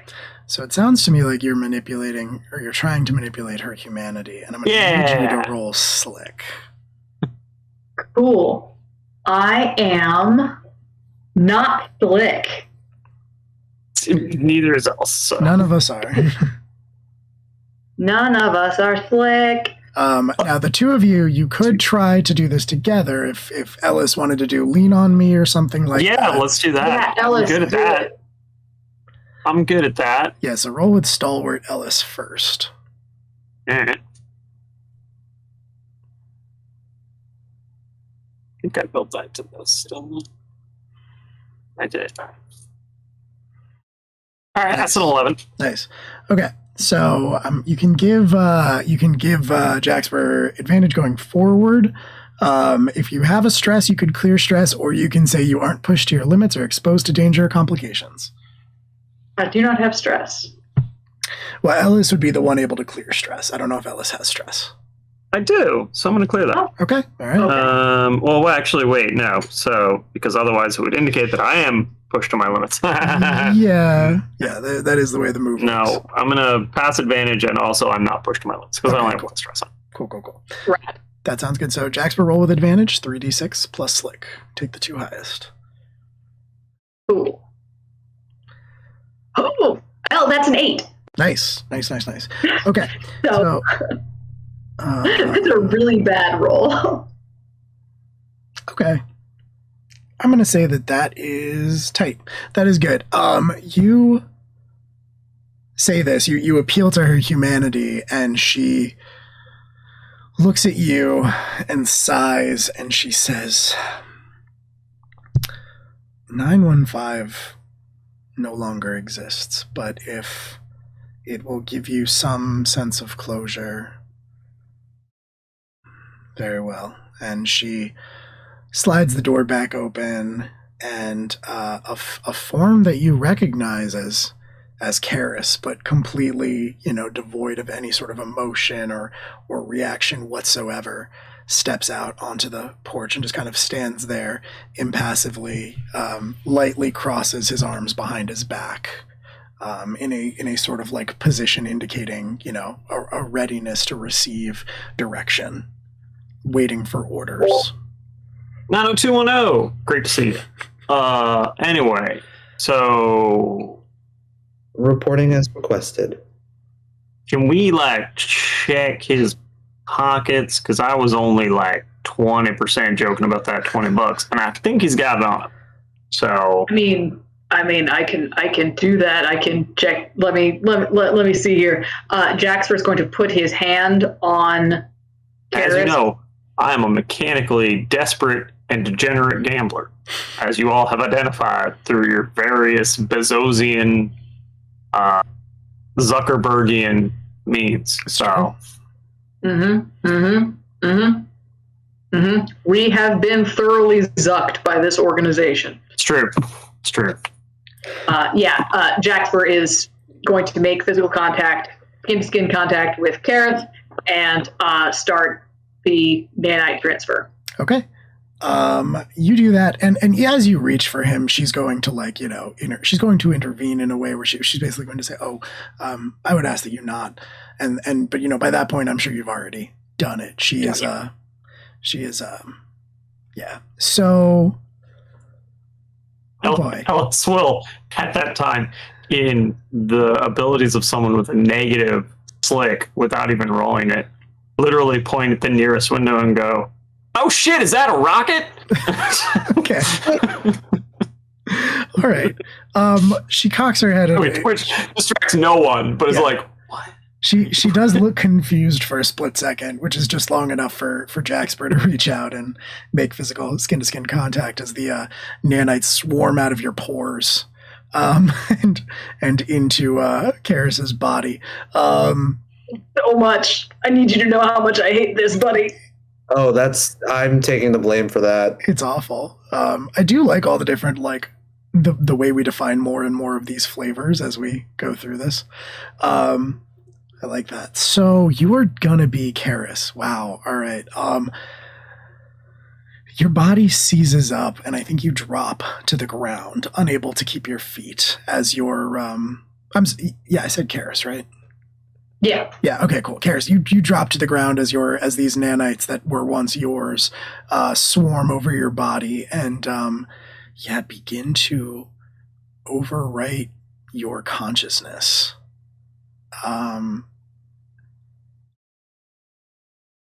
You're gonna be doing it in front of her. Yeah. Apparently, you are going to be assaulted by the abyss. Okay. At disadvantage. This is you're being remade essentially from scratch. So it's going to be 3d6 plus alien, and you're going to take the two lowest die. Okay.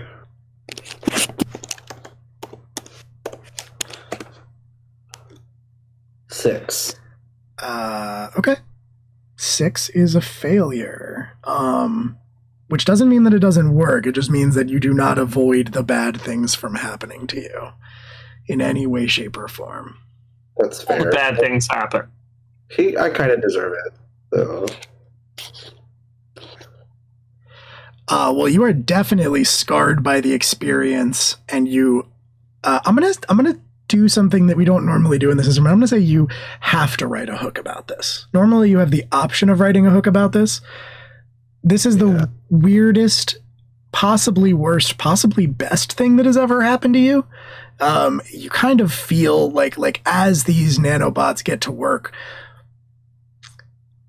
you don't feel less connected. They're not severing your connection from this whole, but you are you, and you are you connected to everything else. And almost immediately you start to feel the feedback along this network as an individual mind is introduced into it. There is a supreme amount of feedback of but you can't be me, I'm me, and I'm me, and he, and I'm me, and I'm me, and I'm me, and I'm me. Just like this mass confusion across millions of Shinshoku that are just sort of trying to reconcile. Their brains are somehow trying to reconcile that they are both you and the collective at the same time. And the priest, as you collapse to the ground, the woman priest standing there draws in a gasp and looks at you, Jasper, and says, what have you done? Y'all didn't sanitize your inputs, and that's just like a big programming no-no. So... Bad chili? Yeah.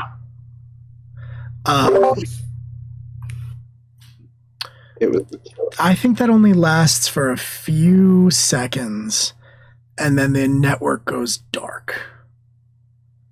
And Karis, oh shit! Did we break the hive? Oh, beans. Karis, dip. Karis, you are still you. You are still conscious. You are able to move now, and that feedback, that awful screaming feedback in your head, is gone. You don't feel the connection anymore. But you are back in your own consciousness. And what is she doing?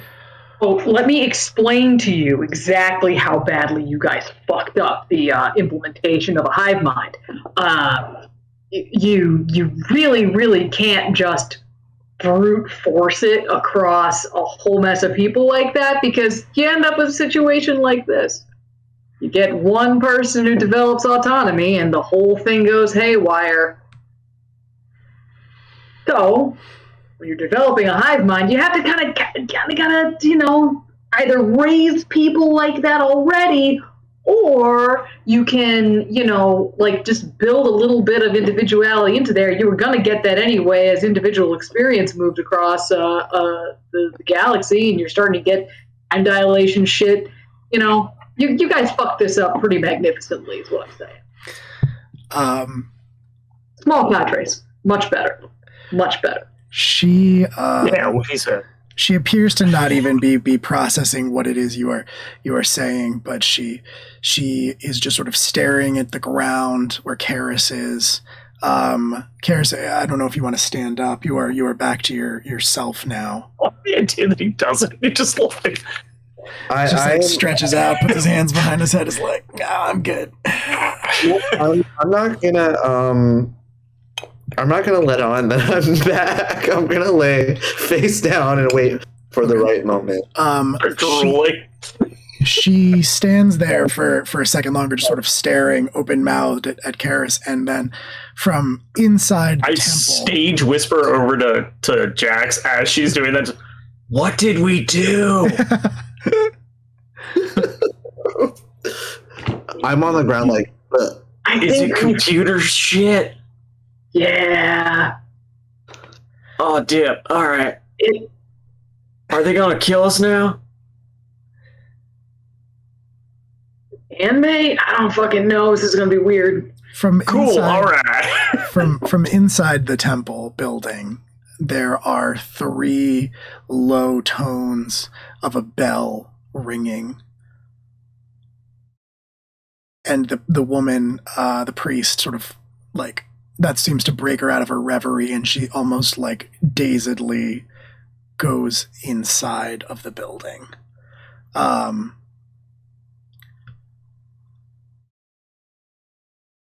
She doesn't close the door behind her, however. Yes, Karis? Is it safe? Can I get up now? I guess 3 bells rang. I don't know what that means. Do I know what that means? You do know what that means. It means basically that there's an incoming communication. Oh, okay. Am I a double agent now? Are you asking me? No. What are you asking? I mean, you can. I like that if you're asking Alice is like, I don't know what number you're at, but fucking. I mean, you can try. We're gonna go. We can meet up another time. Do you need anything? Should probably find out what she's going on with. Or do you leave now? I don't know what the. We all leave? Oh, no. Maeve's dead. Go. What? Go. What? I'm sorry. What the fuck? What does that mean? They told me they killed Maeve. Fucking what? Are you in Alice there now? immediately begins trying to contact Maeve. Are you in there now? No, I'm no longer in the network. You're not. If you had to guess, they probably shut the network down. Yeah, Ellis is panic dialing Maeve. Yeah, you don't receive an answer. And running back towards the safe house. Or, Ellis, I don't let me know. Stealing a car? Whatever the most expedient ways to get back to the safe house. Holy Ellis, fuck. you let me know immediately what you find. Fuck off! It's gone. Jaxper's going to go into the temple. Okay. Yeah, you can walk into the temple for sure. There is a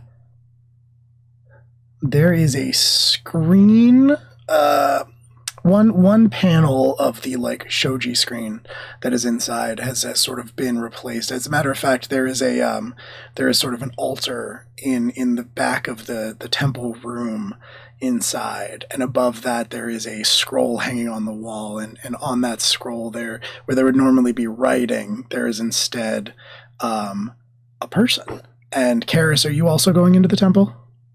Yes. Okay, then you would recognize the face, such as it is, the weathered and ancient face of the Daiguji. Oh boy. And the priest, the woman who was there before, turns as you enter, and she looks at you, Karis, and she says, the Daigoji would like to have a word with you. 915.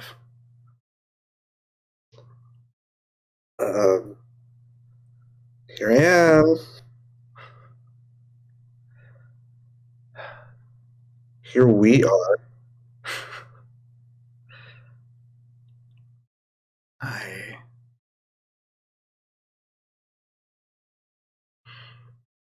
I see that my worst fears for your future have come to fruition.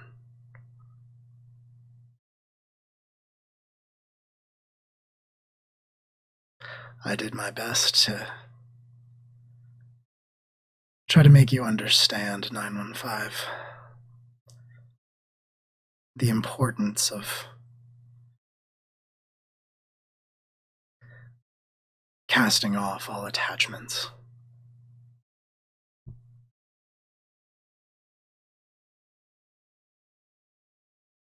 But I was forced to separate you from your partner. And I was forced to send you out into the depths of space, alone.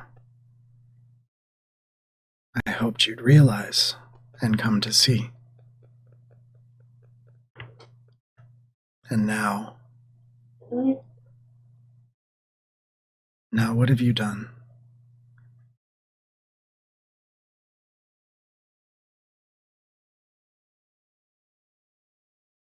You made a mistake. I made a great many mistakes.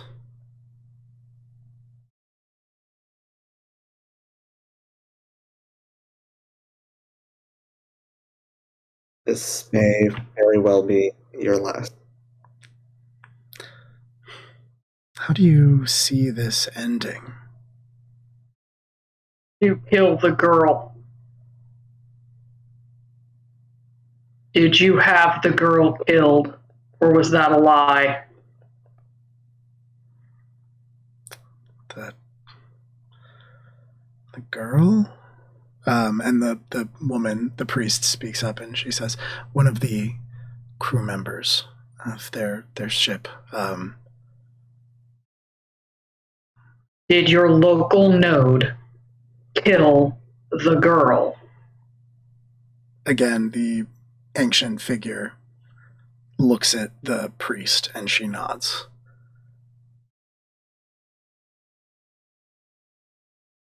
Who gave the order? You? Or her?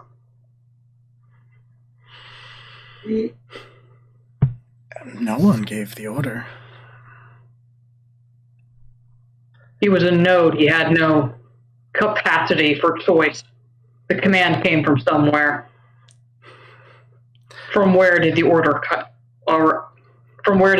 originate? When Shinshoku violate their vows, they endanger everyone that they've ever come in contact with.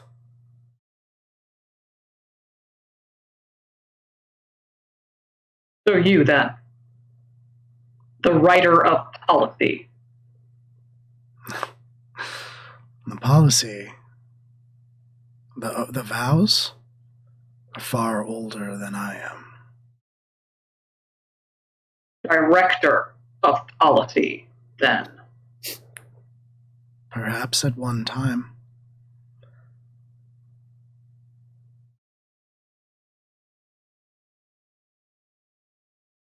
You seek to be angry at me. I understand your urge. It is human. However, 915 understood the vows that he made when he became a Shinshoku, and he understood the risks that he was taking on when he told you who and what he was. You are making another grave error. I am not human. He's going to reach out and snap her neck. Okay. Just like one hand, break it.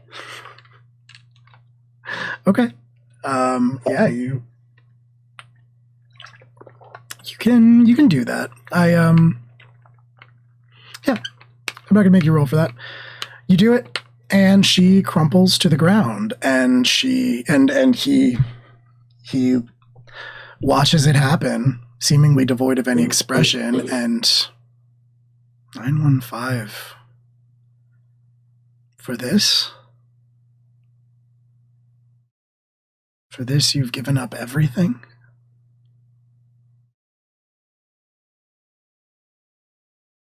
For someone who takes lives this casually?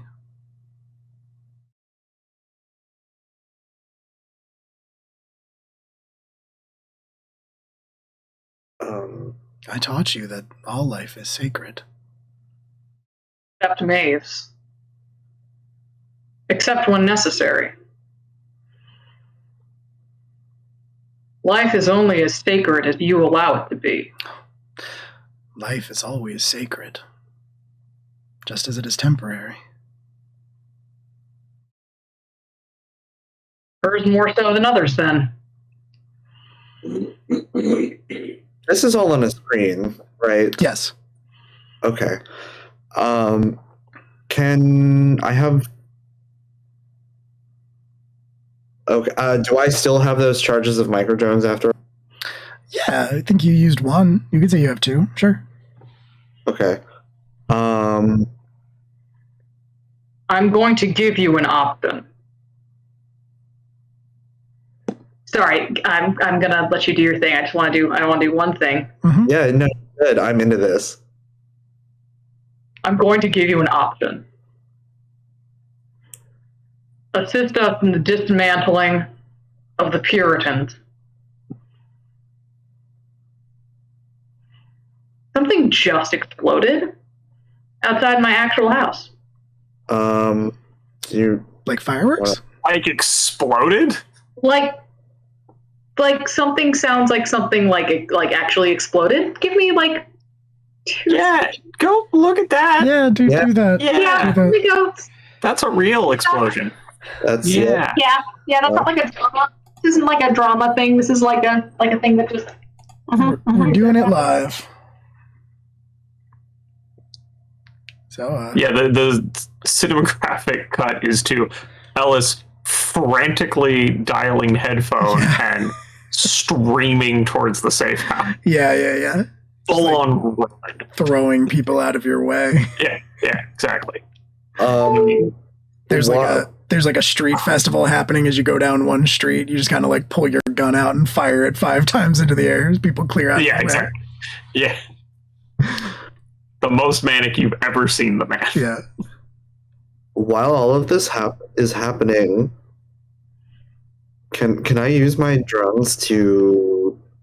Well, the third point, allow me to map out nearby hidden routes. Yeah, you can do that. What do you want to know? I want to try to figure out where he is. Oh, okay. And here specifically. Sure. Yeah, you can definitely do that. And I'll just say that's just a thing you do, right? You don't have to roll for it. You just spend a charge of microdrones, right? Yeah. Yeah, you would know, and this just confirms your suspicions. What you would normally expect, that he's broadcasting from the main shrine, from where you've always spoken to him or them before, but on Takamagahara 1. Okay. Yeah. All right. So Jaxper, first of all, did something explode outside of your house? I'm not hearing sirens or screams, so okay. Hopefully something might be an intentional demolition. Might have been intentional. Firework in a pumpkin, maybe? Yeah, like honestly, it sounded like tannerite. So, okay. And this is Pennsylvania, so shit happens. Cool. So, well, hopefully nobody's hurt. Yeah. Hopefully no one's hurt. You were off. I didn't see any big flashes of light, so I was just basing it off of the big boom. Okay. So, yeah. And you still have power. I still have power, so it wasn't a power plant. Could have been the steel mill. I really hope it's not that. I really hope it's not that. So, I don't know. Yeah. Okay. Well, you were in the middle of offering the Daiguji a deal, I think. Yeah, let me get my head back in the game. Yeah, if you can. A moment. We could take another $5 if you need it, but... No, it's fine. It's fine. I just need to get...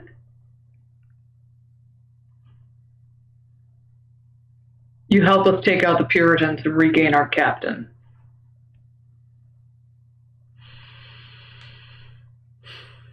In exchange, I will assist you in ensuring that future attacks like this don't work. The development of this particular style of attack is one that I am extremely well versed in. I will assist you in this.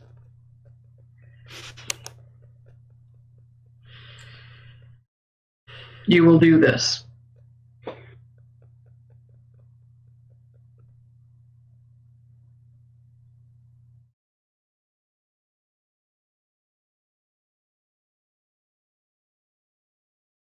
I'm going to be honest about the position of power that you hold currently. It is inconvenient.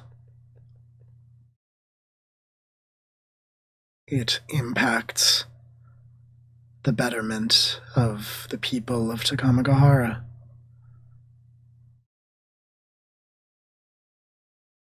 It didn't until you killed Maeve. That was your doing. That was the Shinshoku's doing. Death is... Make it right. Make a deal. I have nothing against the people of Takamagahara.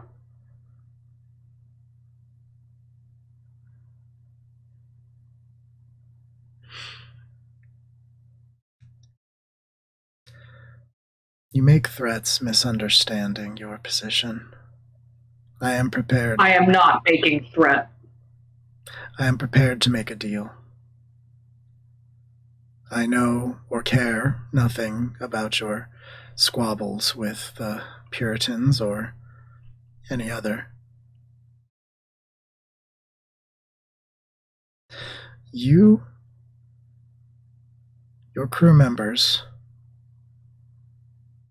the 915 may live.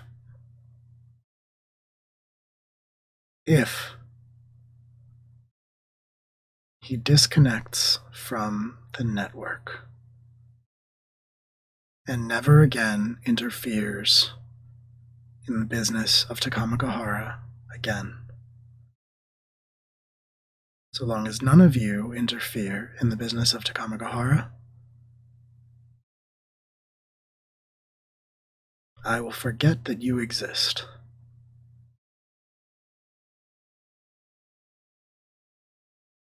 That is the deal.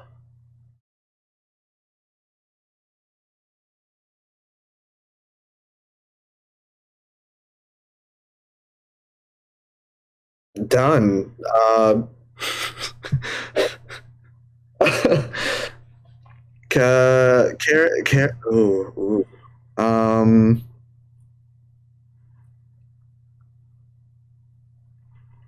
Yeah, Karis is gonna spit up like the big bug.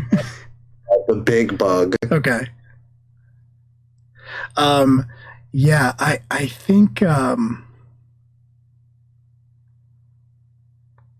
it's a little bit more unpleasant than that. I think you sort of are going to have to like pull it out. Were you imagining that it's sort of like nesting in your body, or like? Yeah, it's definitely somewhere in my abdomen. Okay. All right.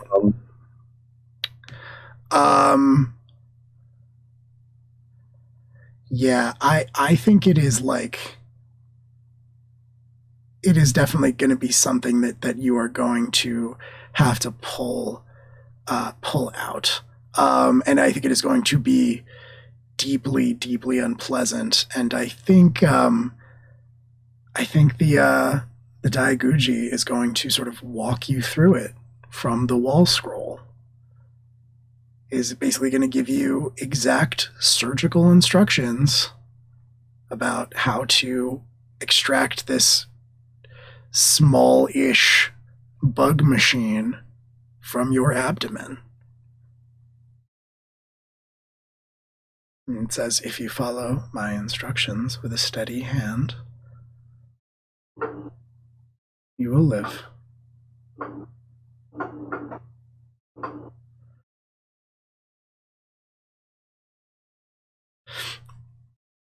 I think actually I'm going to retcon that a little bit. He tells you a frequency for your nano blade. And he says this will not cut your flesh, but it will disable the node. Though I'm afraid it will not be pleasant.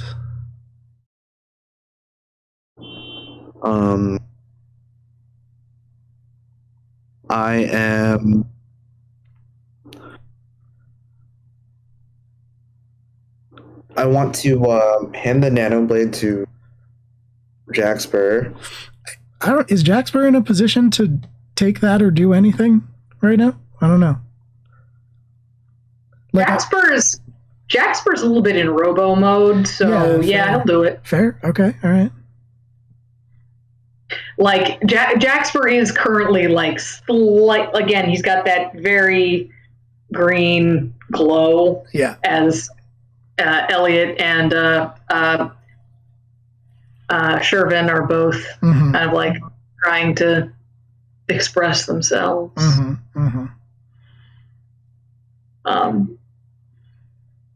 So he actually might not be able to do it. Okay. Like, he probably takes the knife and, like, you see it, like, glow Jaxper's green, but, like, almost too bright. Yeah, it, like, starts vibrating faster and faster, and it starts to smoke. Yeah, and Jaxper's just like, I'm having a lot of emotions. Just, you know.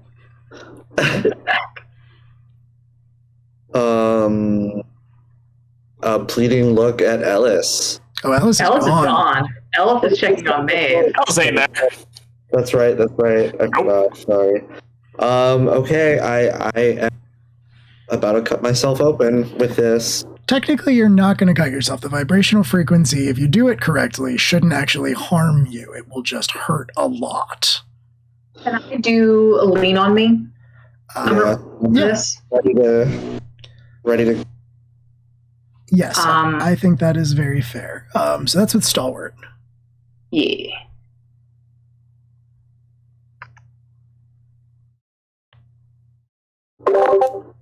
Oh, sorry, buddy. You're on your own. You're on your own. It's all right. It's okay. Gets an XP. You do get an XP. So you are going to be keeping your cool, which is also with Stalwart, Karis.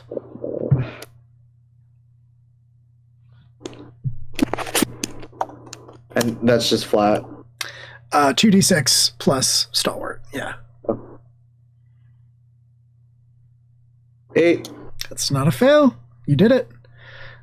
You did it, but you have disadvantage going forward. You suffer 1 stress, or you give up something, leave something behind, or take something with you, and I will tell you what.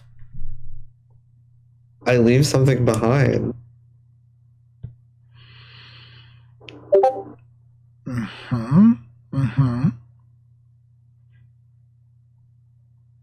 Okay. You leave the pieces of this machine inside your body.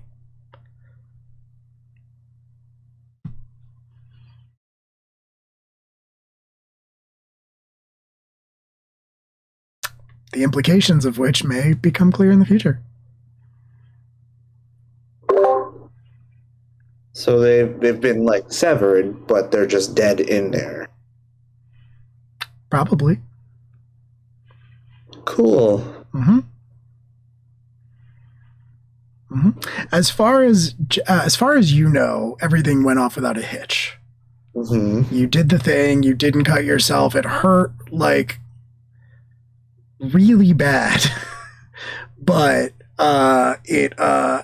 you like definitely felt it, go through the thing.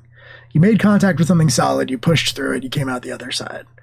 And whatever happens, in the future is, who knows? That's the future's problem. That's future Karis's problem. Oh, okay. Yeah. I get up and turn to Jaxper and just say, Maeve, and take off running.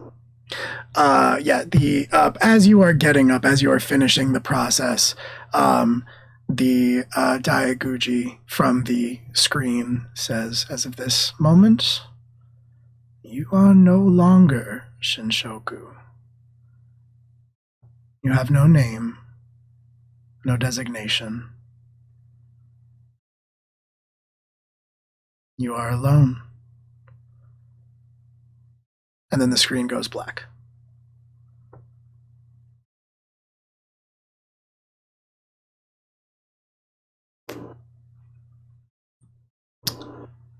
Fuck him.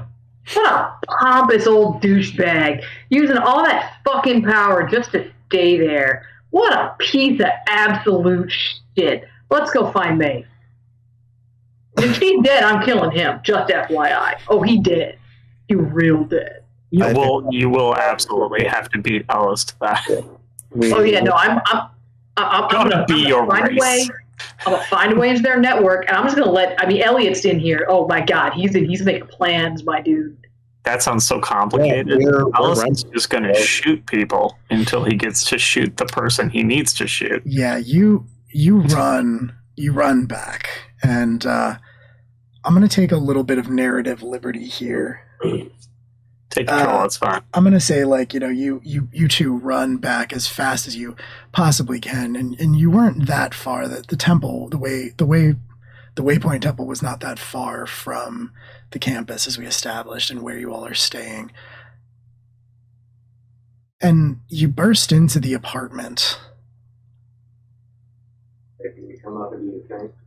Yes, 1 sec. You burst into the apartment and you run to the room, to Maeve's room, where the door is open. The light's on. There are sheets bunched around the floor, and crouched in the middle of it, cradling Maeve's cold, unmoving body is Ellis.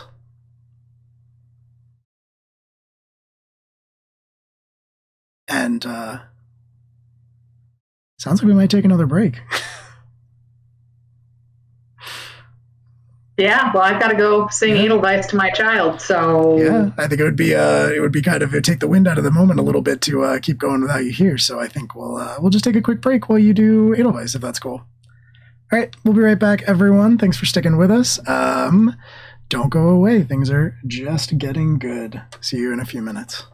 All right, welcome back, everyone.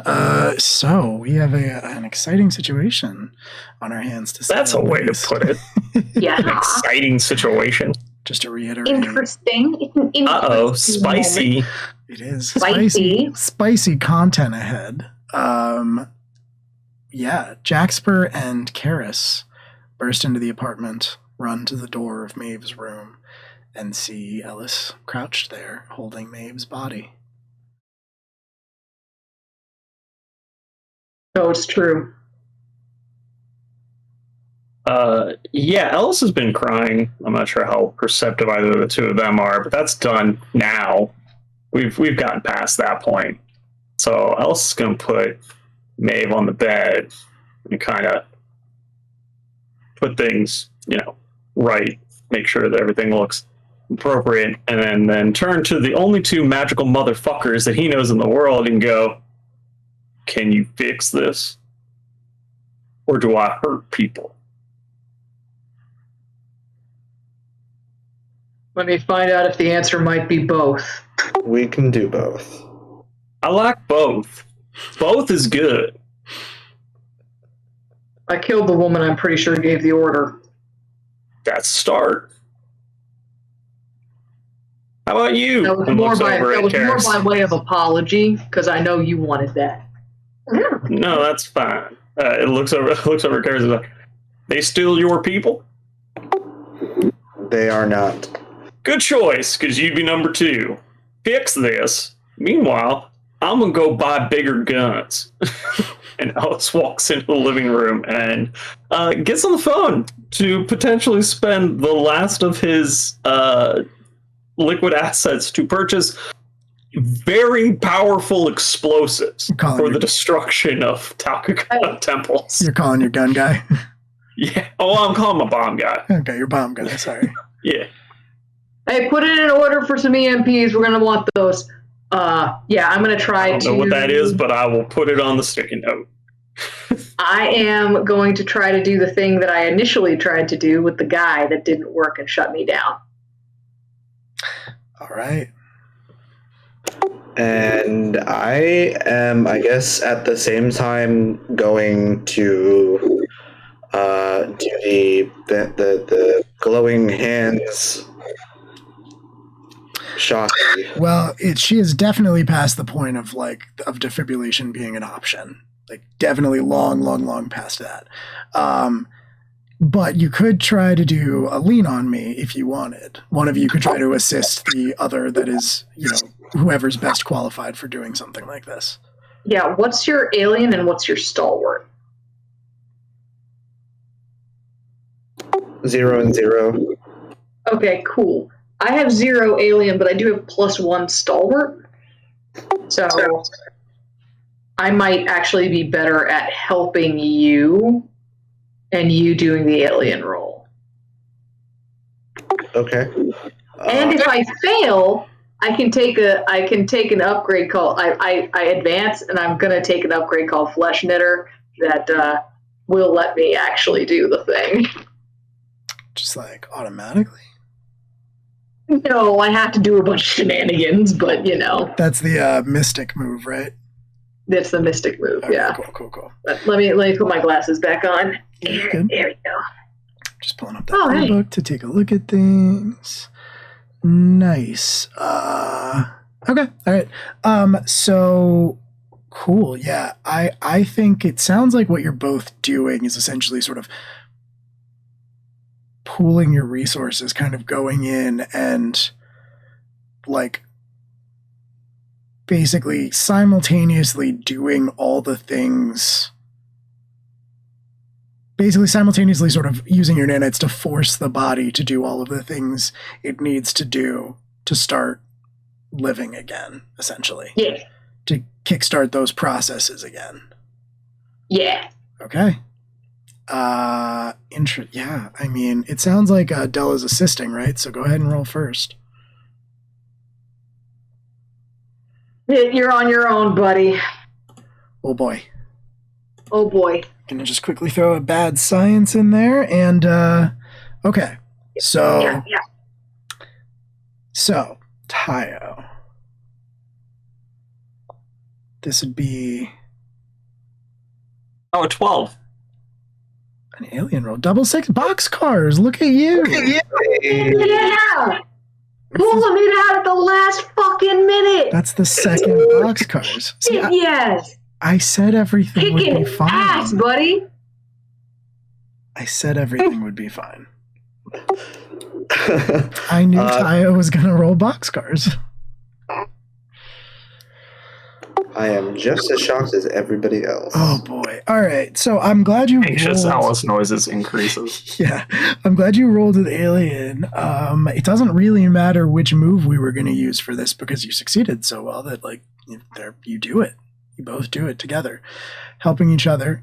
You start spreading your nanites around, and I kind of picture that it's sort of this like melding of your colors, right? That sort of suffuses Maeve's body because Karis's nanobots are not really like built to be inside of people. They are not like quite small enough for that to be healthy or like good. But Jaxpers are built basically at the cellular level. So Jaxpers are perfect for this. Jaxper just needs a little help with the delicacy because that's not really Jaxper's thing. And I think for flavor's sake, while you are connected, Karis, as you are doing this, as you are guiding these nanites to do what they need to do throughout Maeve's lifeless body, you feel like Jaxper helping you, and you feel another presence that you don't recognize helping you, and you feel Elliot helping you through your connection with Jaxper. And between all four of you, oh, sorry, you're muted, Tao. Sorry, I just said I feel much less lonely. You do. It's sort of in direct contradiction to what the Daiguji said. And this glow sort of suffuses Maeve's body and spreads head to toe, and with a gasp, she wakes up. Color sort of flushing back to her cheeks and her body, and she looks around, disoriented, confused, sees the like expressions on your face, Jaxper, and your face, Karis, and maybe Ellis runs back to the door, and standing there in the frame, and like she kind of just like looks around at all of you and is like, "What?" Hey, Ellis, we get to do both. Yeah, Alice like throws up. Yeah, like this is the worst day ever. Like I don't know how you assholes fucking do this. I mean that. Like Alice just throws up in the doorway. Mm-hmm. Yeah, no, Jaxper says we get to do both, and then is like full on like weeping on Maeve. Yeah. Maeve is very disoriented and confused and doesn't really understand what happened, but she's not the only one. She is very weak. She realizes, like, she tries to stand up and basically falls immediately back down. Her body is obviously not like 100% back to full capacity. And I think we'll do a quick like little time skip ahead. We're probably going to end the session a little bit early tonight because it's only about 9:13, but I think we're coming to like a logical conclusion here. It's not a lot we can do without. Not super, not from this point, no. So you kind of like help Maeve into bed. We do a quick little time skip forward where she's sort of, lying there, and you all will just say you're back in the living room. Maeve is resting, and it's the three of you sort of standing there, sort of in disbelief at what you actually managed to accomplish together, because Jaxper, you couldn't have done it by yourself, and Karis couldn't have done it by himself, but somehow all four of you together, working as one, you were able to do the impossible. Ellis can't stop staring at Maeve, but not in that, like, I don't know, prototypically, like, paternal way that he does, but more in this kind of, like, he's watching a living ghost kind of a way. Like, this doesn't make sense to his brain still. Even though his first reaction to seeing the two of these nano magicians was, yeah, fix it, I guess. Like, the fact that it worked is not real to him. Like, this is... He absolutely did not believe that we were going to be able to pull that off. No, yeah, again, he went to go buy grenades. He was like, I'm going to bury the, daughter I never had, and then I'm going to go hurt people until I die. Well, and so now I don't think he thought that it was going to work either. I mean, and there's something to be said in there about like the different, the different characters. Because Ellis, how many people has Ellis buried? How many people too many. How many people way has Ellis? Too many. He has lost long count of how many people that have entered Ellis's life have ended in caskets. Like when Grace, in the aftermath of Grace, what did Ellis was basically like, all right, that's it. Now we make them pay. Go hurt people. Yep. Yeah. Very John Constantine type character of like, oh yeah, well, you've learned something real about me and I've learned something real about you. So probably you die now, right? That's how it goes. But this is something that doesn't happen, Ellis. This is something that you don't get another chance. We don't get happy endings. No. It's not. Nope. This is unreal, like, to the purest sense of the term to him. So? Well, who would like to go first in the round table? And, like, continues drinking of the coffee mug full of scotch. What the fuck? You said fuck it and cracked open that minibar. Yeah, or like, I don't know, fucking drone delivered a bottle of plastic Evan Williams we or actually something. we got a liquor from the liquor store. Yeah, that is definitely a thing. Drones will definitely deliver you Evan Williams. Yeah. In capitalist hellscape Earth. Mm-hmm. Yeah. Are we I have a township? What'd you say? What was that? So we're currently in the Amazon township of Takatu. San Antonio. Yeah. Yeah. So I've got a point of order. It specifically in the order of operations.